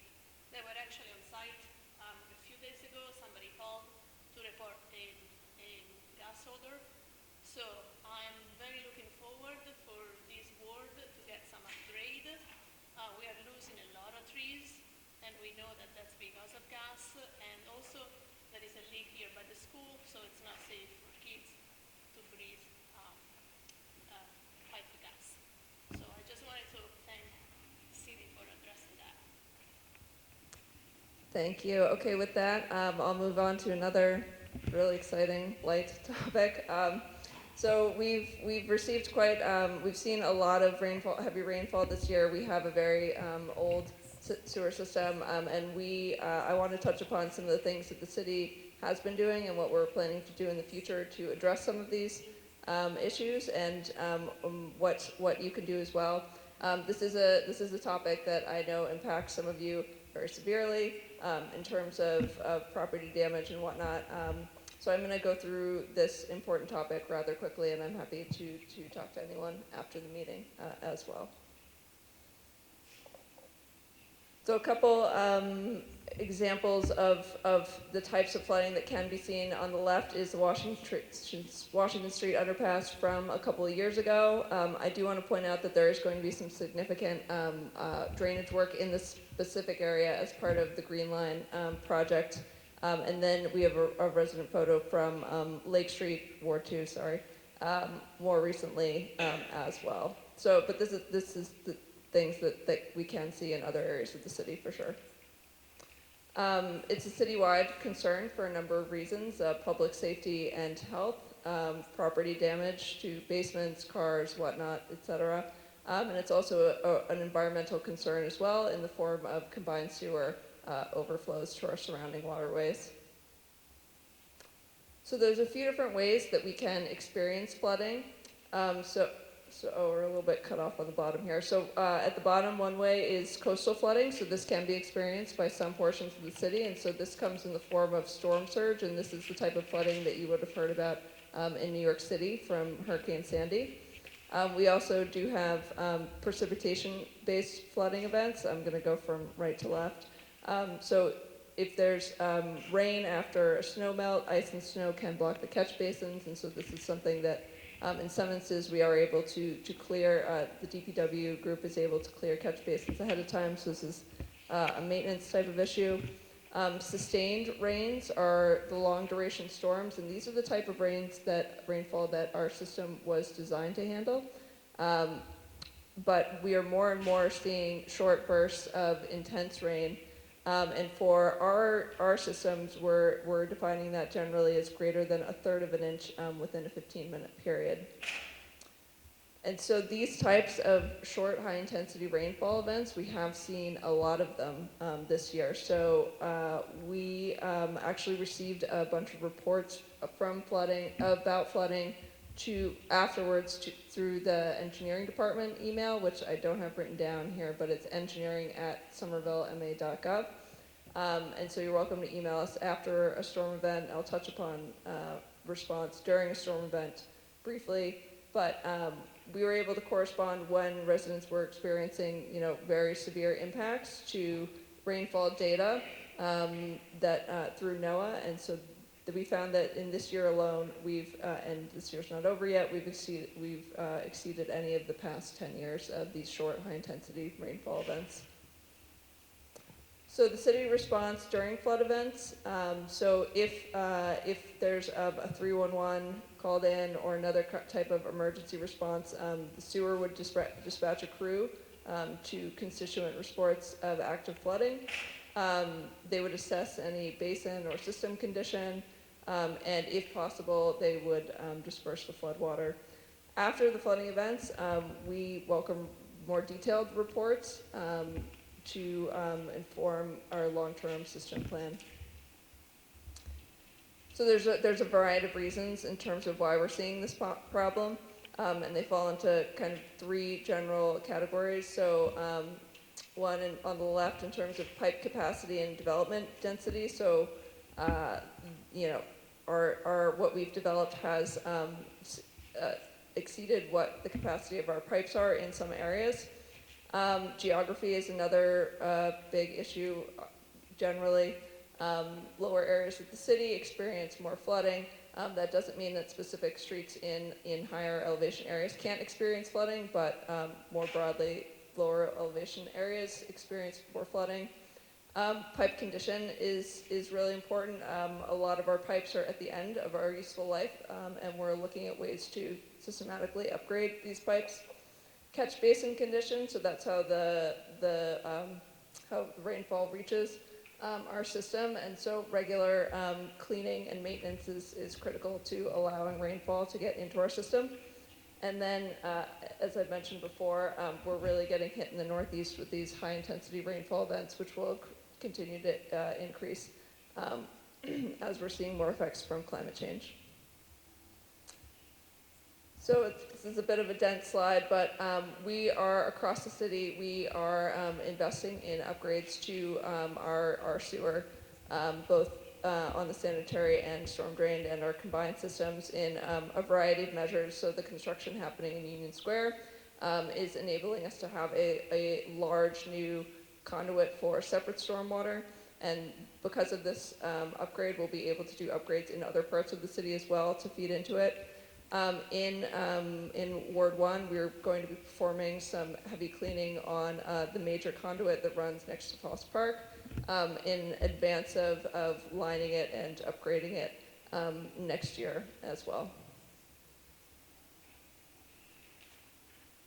We've also recently undergone a detailed hydraulic model upgrade, in part with the Somerville Climate Forward efforts, and also done some flood mapping. So what I have on the screen is kind of a very severe type of storm event. We've looked at future climate conditions as well. So this one happens to be with possible 2070 climate change predictions, what we might see for sea level rise at that time as well, and what a very severe rainstorm would look like. So we're using these maps to really inform and the underlying model to inform upgrades in a variety of areas. In the meantime, we've also developed a series of informational graphics that we are going to be distributing and rolling out to residents in terms of what you can do to protect your homes and properties and yourselves, and where you can go to get more information as well. Stay tuned for this. We are developing the website and getting more information out on it. All right, that's it for what I have on flooding. I can take a couple questions.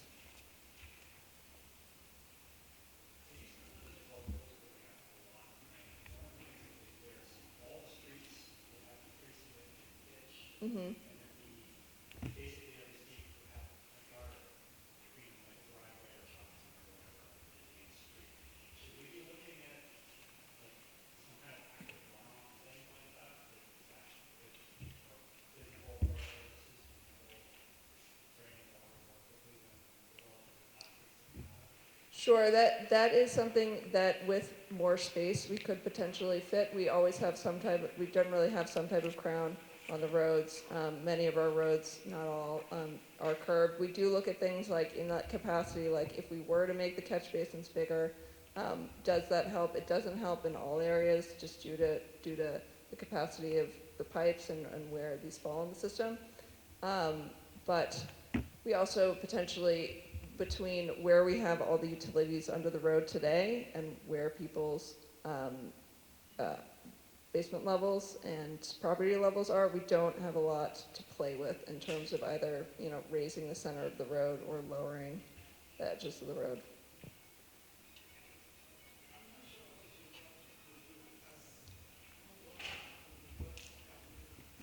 Yeah, exactly. Yeah. So some of the basic messages that we're trying to get across is if you do know that your basement has flooded in the past, or potentially can flood, look at storing anything valuable, either monetarily or sentimentally valuable. Store that up on risers. Boxes of photos, for instance. Don't leave that on your basement floor. If you've known your basement has flooded from a fixture, like a toilet or a bathtub, a relatively inexpensive thing in the scheme of things is a backflow preventer. And so that's something that all licensed plumbers would know how to install. And then there are more extensive measures around the outside of your property as well that you can look at in terms of drainage, permeable driveway pavers, infiltration trenches, and those are a bit more extensive.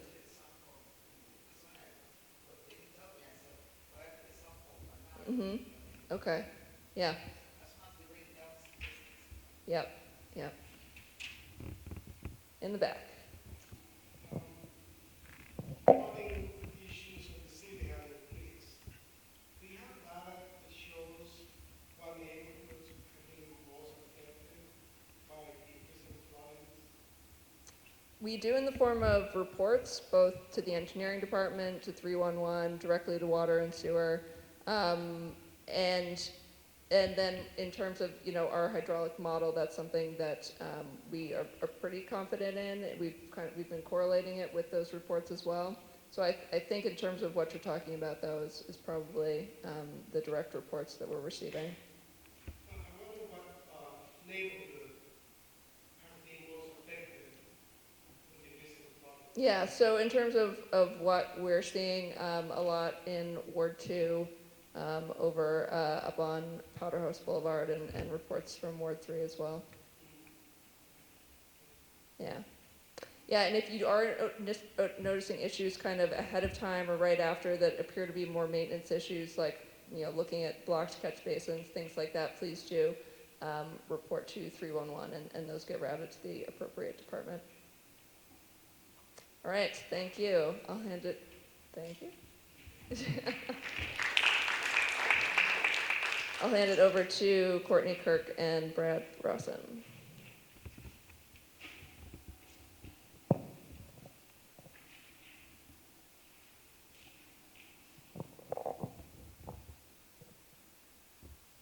Good evening. I'm Courtney Kirk. I am Streetscape and Public Space Planner in the Public Space and Urban Forestry Department. I am working on project manager for the Kensington Connector project, which is the pedestrian underpass under 93 between the Stop and Shop, basically the location of the loading dock, over to the Assembly Square location. This is a project that is deeply in tandem with a lot of improvements and coordination with MassDOT. All the space underneath 93 is controlled by MassDOT. So we've been having lots of discussions with MassDOT, lots of conversations with our stakeholders, such as the East Somerville Main Streets, and really starting to get some initial feedback to have constructive conversations with MassDOT to kick off the community process for the Kensington Connector.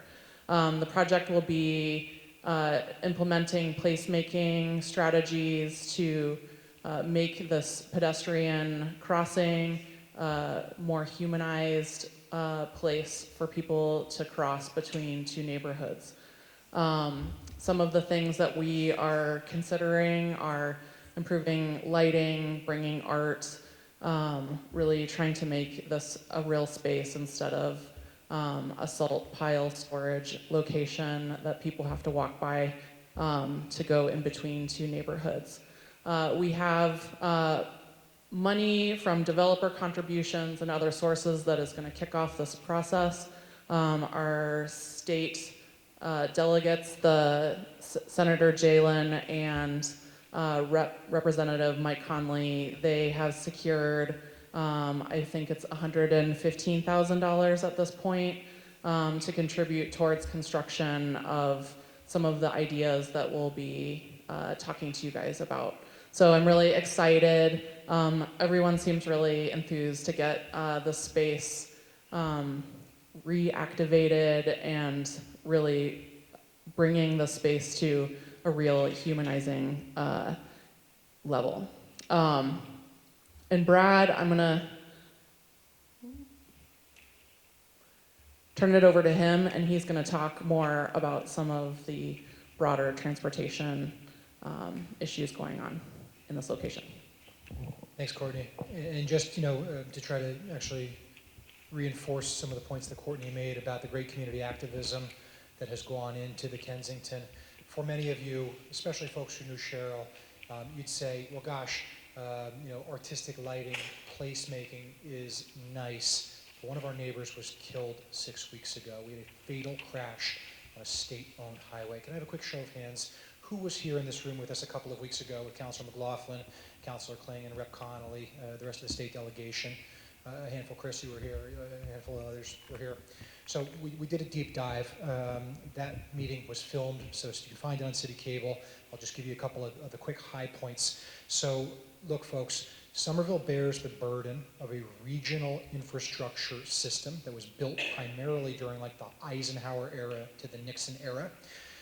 These are public policy decisions that were made all over the United States. They are rooted in systematic racism.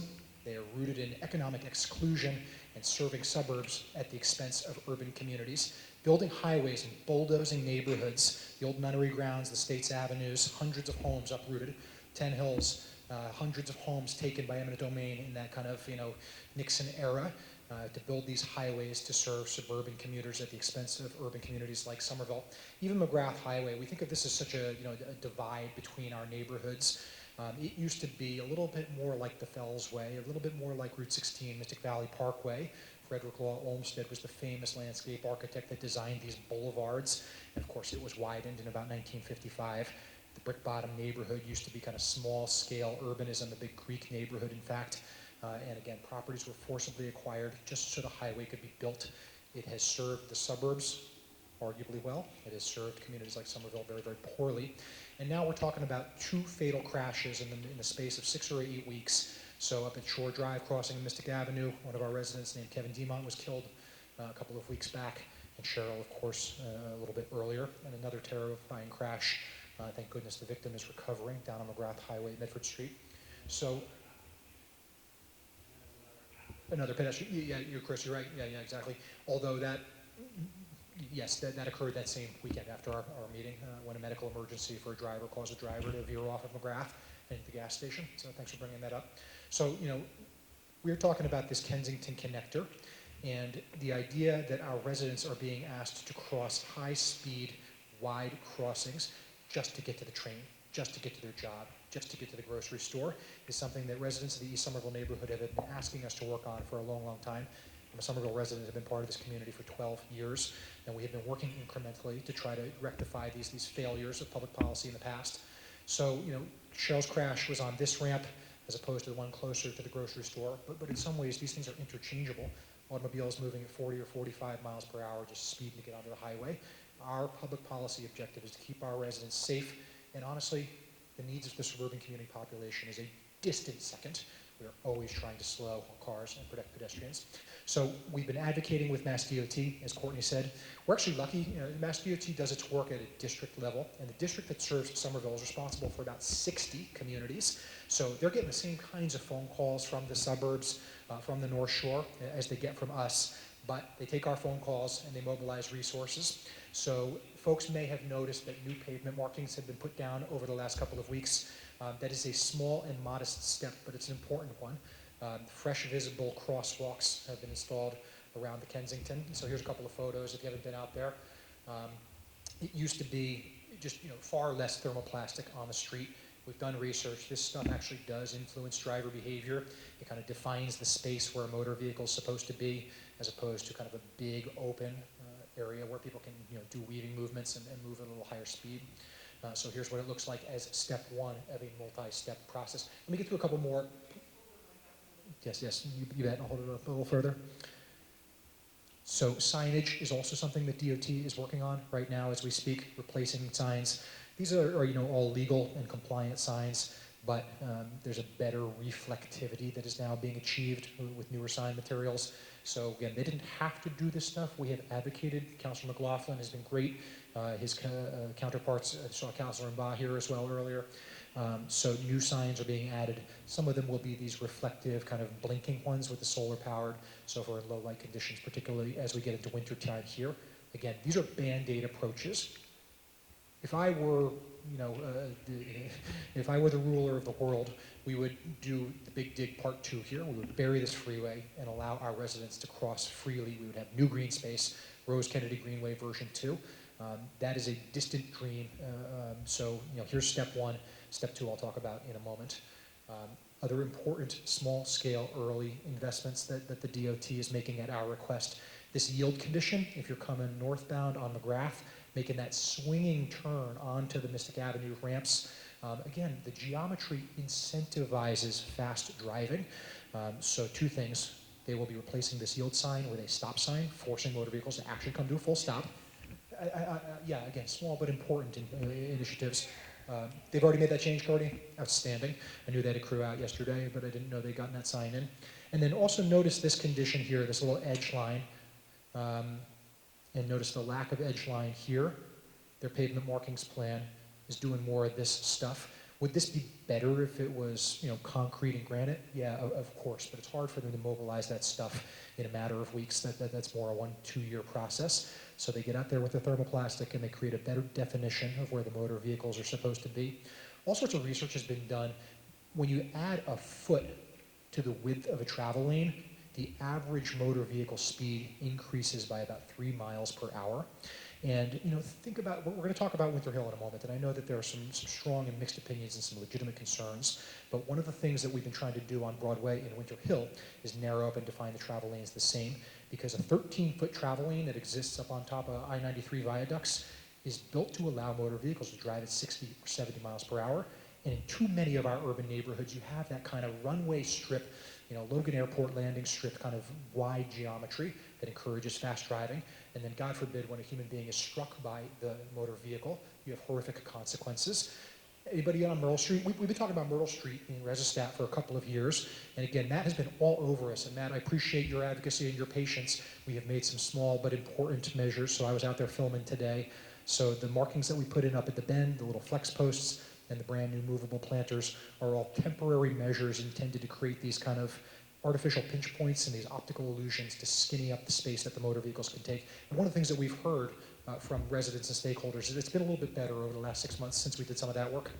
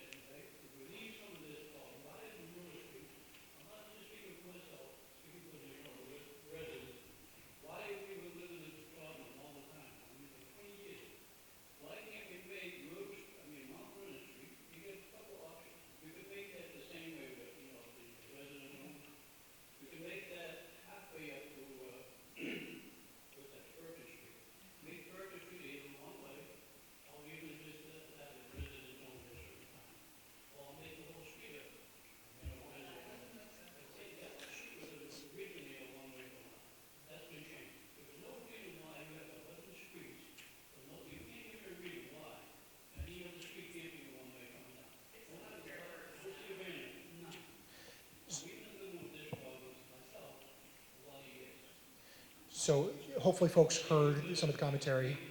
But again, thanks for bringing it up, and I appreciate people kind of validating that, because we've heard the same thing for years and years and years.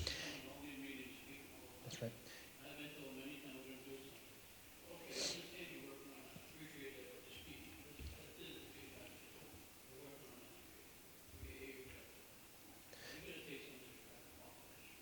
So, kind of call to action for all of us. Again, we haven't challenged the assumptions that were used in the 1970s. It's a different world these days.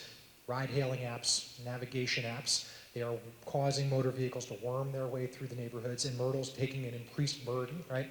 So, right, commercial vehicle fleets.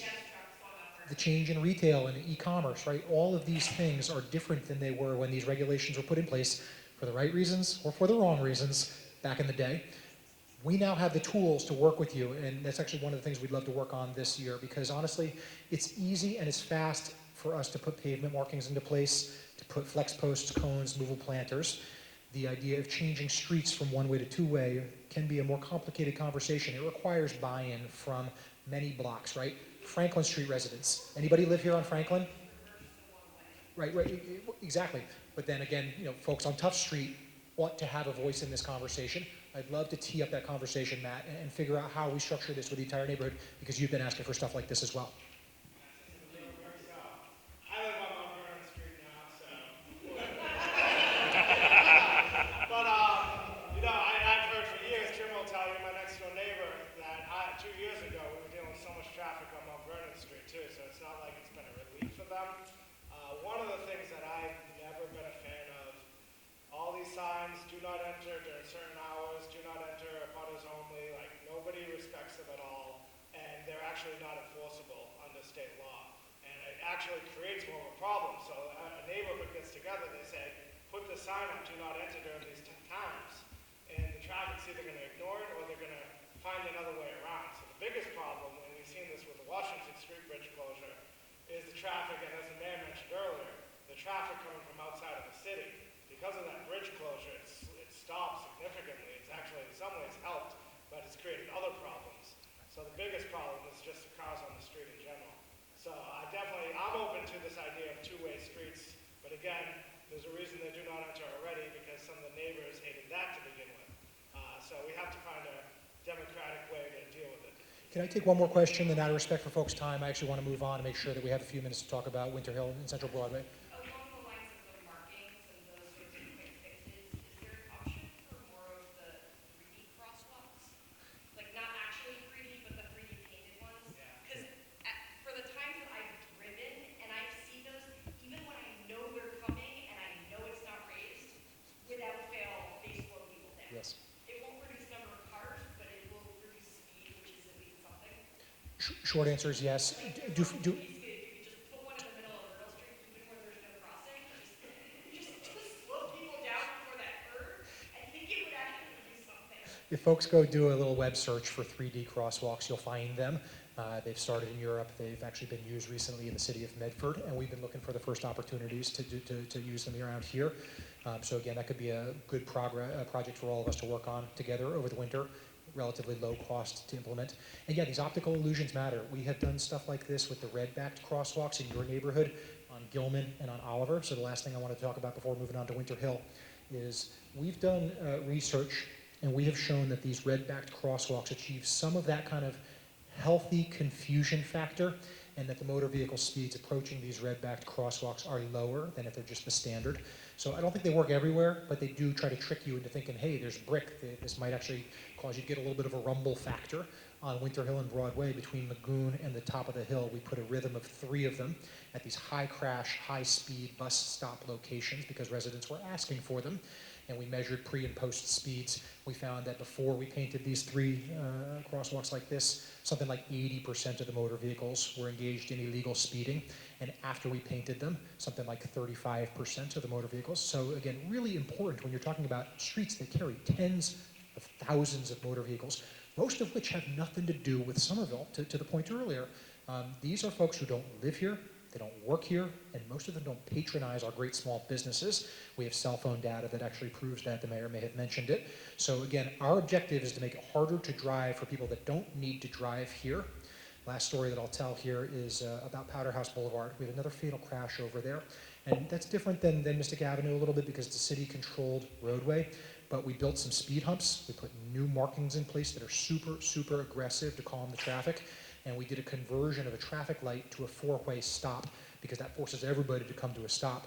And we got people who love this, and we got people who hate this. And we take all of that commentary with respect, with empathy, and with grace. Thank goodness we still have a democracy in this country where we can express our differences of opinions peacefully, and we can't take those things for granted. So truly, we value that contribution.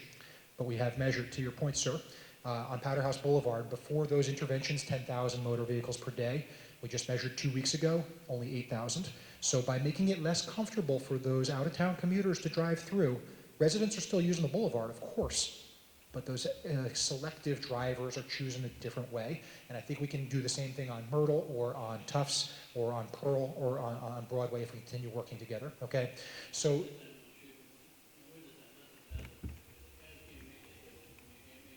on Myrtle, yep. No. Slide in somebody else's car.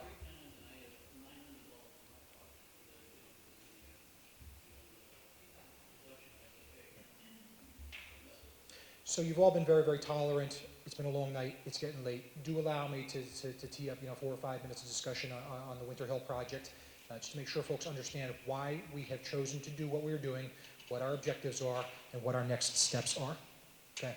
So part of the reason that our cities, and our cities specifically, have been invaded by motor vehicles over the last 30 years is because we have intentionally disinvested in the MBTA for 40 years.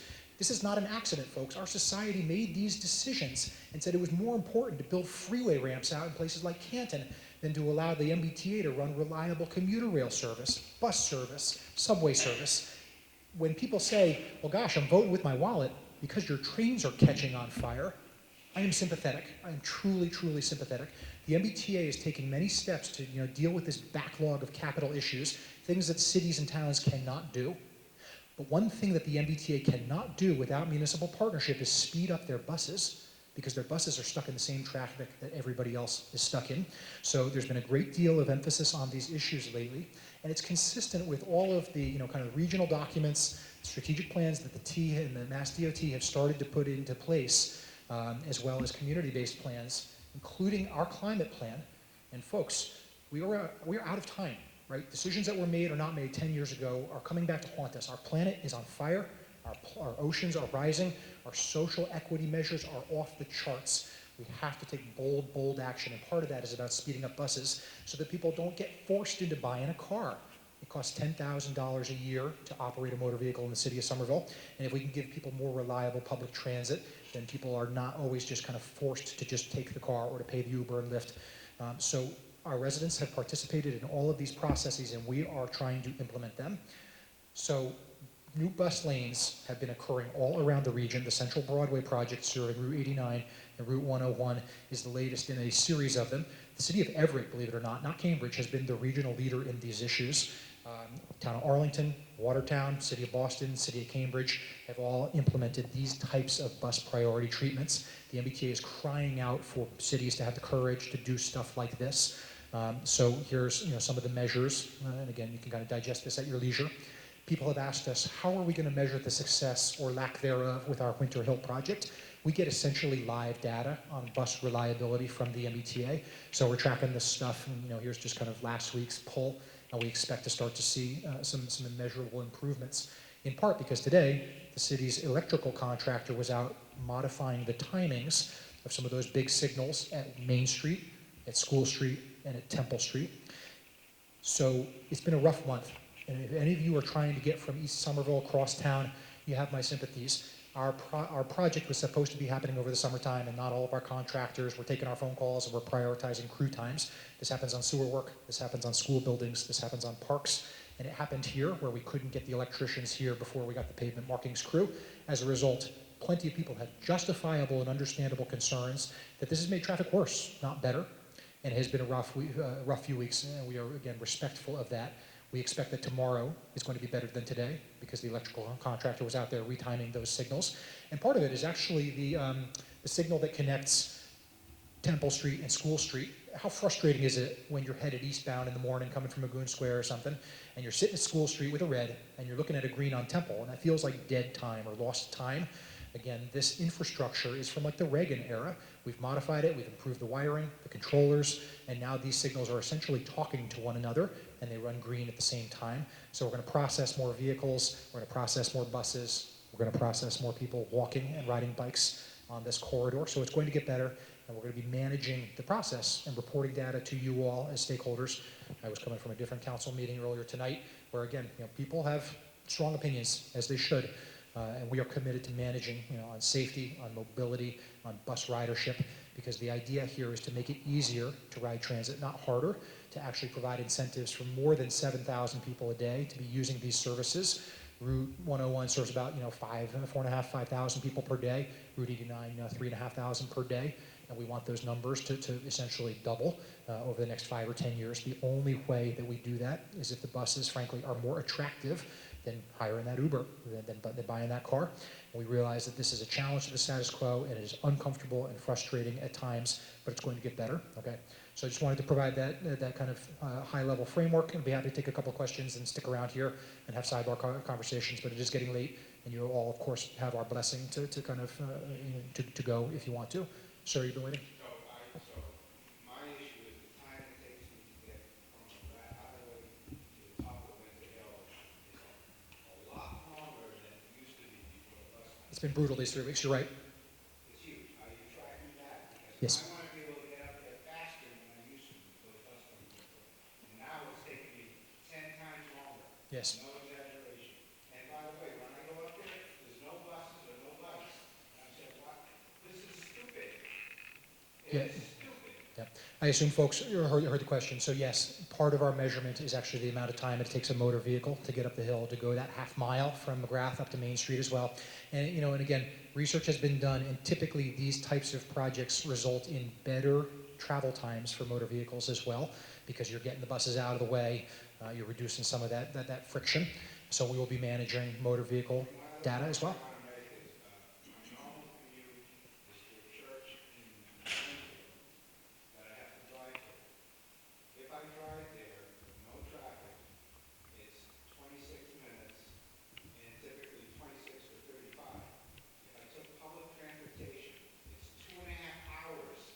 That's right. So what I'm trying to tell you is the system isn't set up right now to handle everybody going on the T. It just doesn't exist. 100% right. So the tax should be to get the system up so that it's convenient for people and the time is better and it's cheaper and it makes sense. It doesn't make any sense now. No, these are all good points. So the MBTA's bus network looks almost identical to what it was in the mid-1950s. Those routes have essentially run those routes for a generation or more. They're engaged in a strategic planning process, and they are trying to essentially restructure the routes themselves all over the metro region. Do this after the T does its thing, not before. To put the court in place, to put the system in place, makes no sense. It's a disservice to our citizens. And to anybody that, I happen to own a car. I don't know if there's anybody here that owns a car, but I happen to own a car, and I use it a lot. I'm also disabled, so it's not easy for me. So what you're doing doesn't make sense at all to me. I'm saying, what were they thinking? Again, we understand, and we are listening, and we hear you. We are trying to get the MBTA to give us more service. The city of Somerville pays something like $6 million a year from our annual operating budget. Our local taxes to the T, whose buses are not on time and whose trains catch fire, and also don't connect us to all of the services, jobs, and places that we want to go, right? Do this after that's all done, and that might be 20 years from now. I hear you, and I understand the logic of what you're saying, but that's not the direction that we've gone here.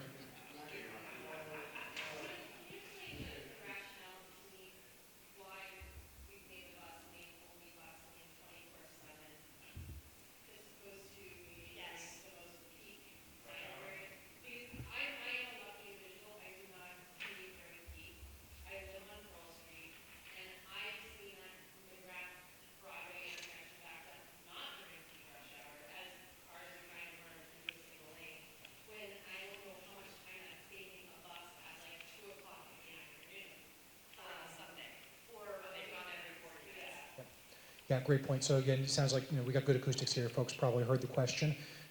So two things.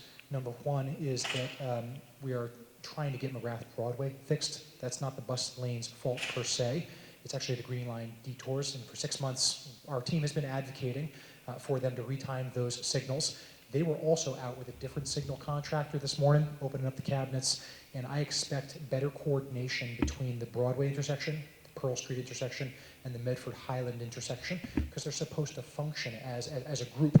And so the green light that starts at Medford Highland, essentially, 20 seconds later, the green light starts at Pearl, and then 20 seconds after that, the green light starts for McGrath southbound at Broadway. And of course, it's not operating that way. And we've been advocating, we don't control this infrastructure, we don't control these contractors, and it's been super, super frustrating that as we've made this change that we view as the right thing on Broadway, that it has not been showing its best face, in part because of this regional highway and these signals that we've wanted other people to fix. They're in the process of fixing them, and I think that things are going to get better as we go.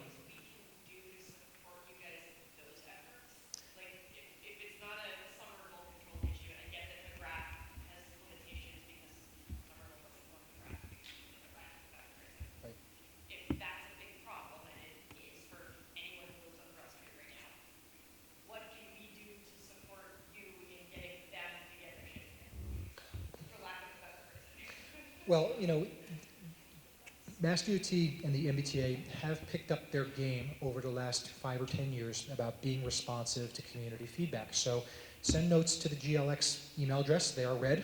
We have a representative from the GLX team. Our partner, Jeff Wagner, is here on his free time because it's important for him to get perspective from folks like you. His team is doing business in our community, and they've been really, really great on a million different things. But Jeff, I wish that we had collectively been able to prioritize this 6 months ago in the springtime versus here in the fall. So appreciate everybody's collective efforts on these issues. I talked about Mass DOT earlier a minute ago. Our residents and our elected officials have been waving the flag since the fatal crashes on Mystic Avenue, and they listen. They are prioritizing investments there. So you can send notes to DOT, you can send them to us, and we pass them along, attending meetings. All of these things actually matter because Wakefield and Bedford are fighting for the same scraps with DOT that Somerville is. Again, our Commonwealth has made decisions to not invest in transportation infrastructure, certainly not in urban transportation infrastructure and transit for 40, 50 years, and we are trying to deal with this legacy issue, and your voices do help us make those arguments. I mean, Matt, you've seen the responsiveness. The district supervisor was here with us 2 weeks ago, and we appreciate them actually sending their contractors out because they don't necessarily have to. They're not accountable to you all the same way that we are. Thank you, I appreciate that. So, in part, it's because the MBTA wants it. They've done some peak hour bus lanes. Those one, as I said, in part. So they prefer 24/7 bus lanes. Secondly, it's actually more predictable for users. We have found that based on these Arlington and Watertown examples, et cetera, that motorists and the general public sometimes can be more confused, and you see safety issues, you see compliance issues, and there's a resource investment now for enforcement and for education. And so the 24/7 facility tends to be a little bit more predictable. Is this the right solution for us long term here? We'll be collecting the data, reporting it back to you all about what happens here a month, 2 months, 3 months, 6 months from now. But again, I look back at the historic pictures of the trolleys on Winter Hill, and I'm not trying to be facetious here. We used to prioritize transit around here. We used to have wonderful electric trolleys running up and down the hill on regular, predictable intervals, including on weekends.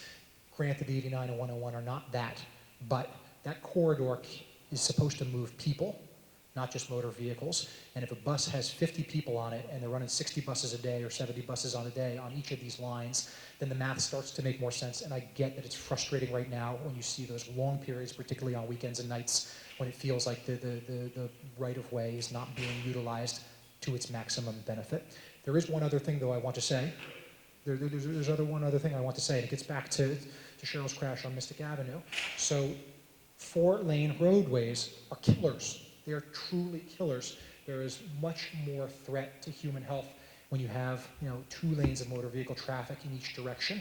And so asking a pedestrian to only cross 1 lane of travel for motor vehicles often results in safer crossings and better outcomes. If I could wave a magic wand, Mystic Avenue would have 1 lane of traffic for the regional drivers, and 1 lane of traffic for Route 95 bus. And we have had 95 buses coming every 10 minutes, every 8 minutes.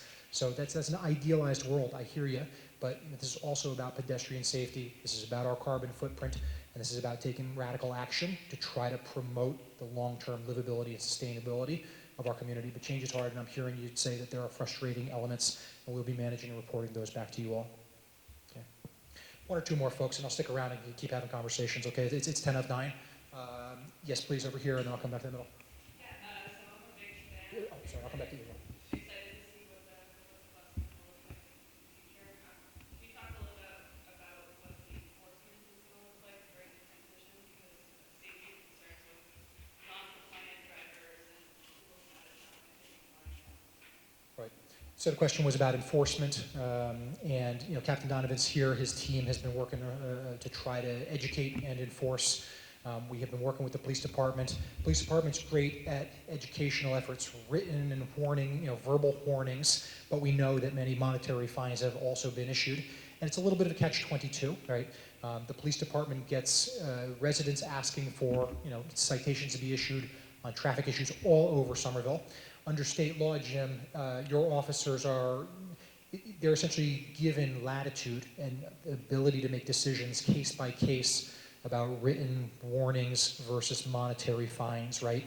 So even if we ask for kind of an education campaign, if somebody is, really driving erratically, clearly cheating to get to the front of the line when 90% of the motorists are obeying the law, then the officer has the ability to issue an actual moving violation, right, Jim? We can also see the driver's history in the computers in the car. So if someone has a significant driver's history, they may not hit the brake as someone that doesn't have any driver's history yet. Right. And for folks who have been, genuinely confused and said, "Oh my goodness, I just hung a write-off here, and nobody's letting me in." My understanding is that the officers have generally been, doing the warning thing and the education thing. And if somebody feels that they or their neighbor or their family member were issued a citation in the wrong circumstances, tell them to send that into traffic court and appeal. You always have a right to appeal, and our team will work with the police department to try to evaluate whether somebody was simply in the wrong place at the wrong time and didn't understand the rules. More signage is necessary, leafletting and flyering, all that sort of stuff is still coming. Okay, please.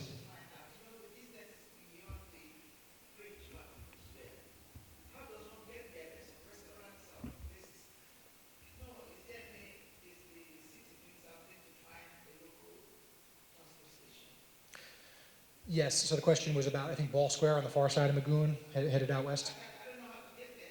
Yeah, it's brutal. Route 89 bus will get you there, but it takes you way out of the way. The city is operating a shuttle service from Magoon to Ball Square. So it's called the Bridge Hopper. We operate it here in East Somerville as well. And so you can go to the Magoon Square CVS, you can go to Trum Field, the playing fields, and get a free shuttle that runs from 7 a.m. to 7 p.m. on weekdays. It does not run on weekends, but it runs on weekdays. Yeah, it essentially runs on a loop. So just like in East Somerville, it kind of runs this loop of Tough Street and McGrath to get around the closed bridge. We're doing that over on the west side. At the stop at the corner of Cedar Street and Broadway, or in the heart of Magoon Square, there's little signs that say Bridge Hopper here. And there's an app, you can do a phone app as well and know where the bus is supposed to be. So again, yeah, we're mindful of the merchants. We're mindful of the fact that people want to get to these different neighborhoods, and we're trying the best we can. It's going to be about 3-4 more months, and then that bridge is going to be open, thank goodness. Okay, seriously, one or two? That's what they keep telling us. We keep asking the question. That's what they keep telling us. Yes, please. Okay, so I saw that sign that said that the Watchman and Underpass was going to be closed till spring 2020, and I almost had like because winter is upon us. Yep. I can't. The blue biking is great. Thank you, Matt, for getting a blue bike station at East Somerville or wherever it is close to East Somerville. Fantastic. But it's dangerous for bikers now in East Somerville. And we have to like kind of to go in East Cambridge, skirt down the McGrath going the wrong way, whatever. Why is it closed when it said it was going to be open? And what are we gonna? Yeah, I just want to know for more information so that I'm not like mysteriously frustrated. We share those frustrations, and our objective as we work with the T is to make the work happen fast make it happen safe, minimize hardship to the community.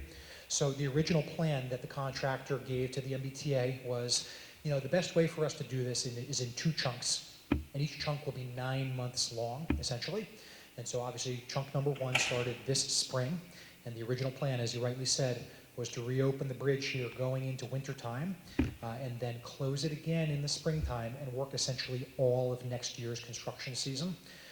The contractor has the ability under their contract to propose different ways to do the job to maximize cost efficiency and safety, and again, minimize hardship to the neighborhood.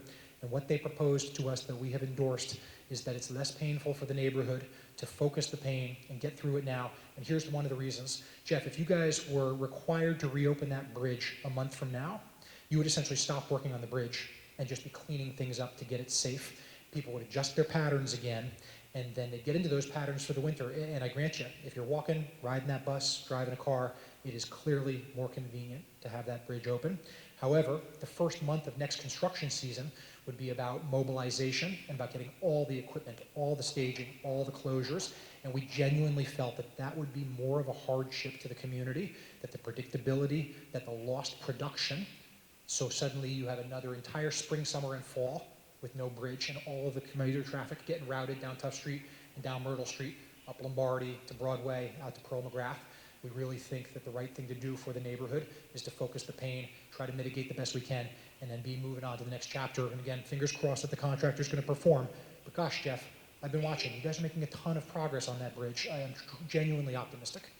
So can we just make sure that the city does a really good job of clearing the pedestrian walkways out of East Somerville so that I can walk in the winter? Because driving, I think, is going to be terrible. Yep. And I would like to be able to walk safely out of East Somerville.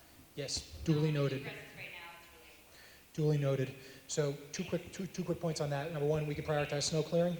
Number 2, the best way to make the connection, and we've been advertising this now, ResiStat cycle after ResiStat cycle, but Gilman Street, Oliver Street is a place that we've invested to try to bring more walking traffic. Matt, you've been a champion for the Neighborways program.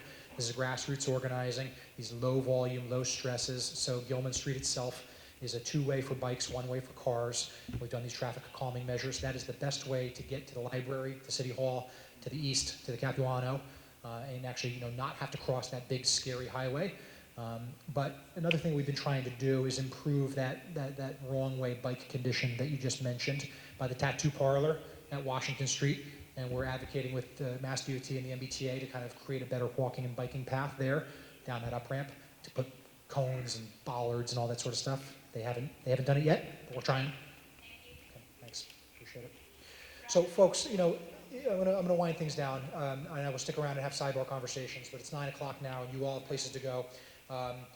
We are genuinely empathetic about the extreme once-in-a-generation pressure that all of our neighborhoods, but especially your neighborhood, are under.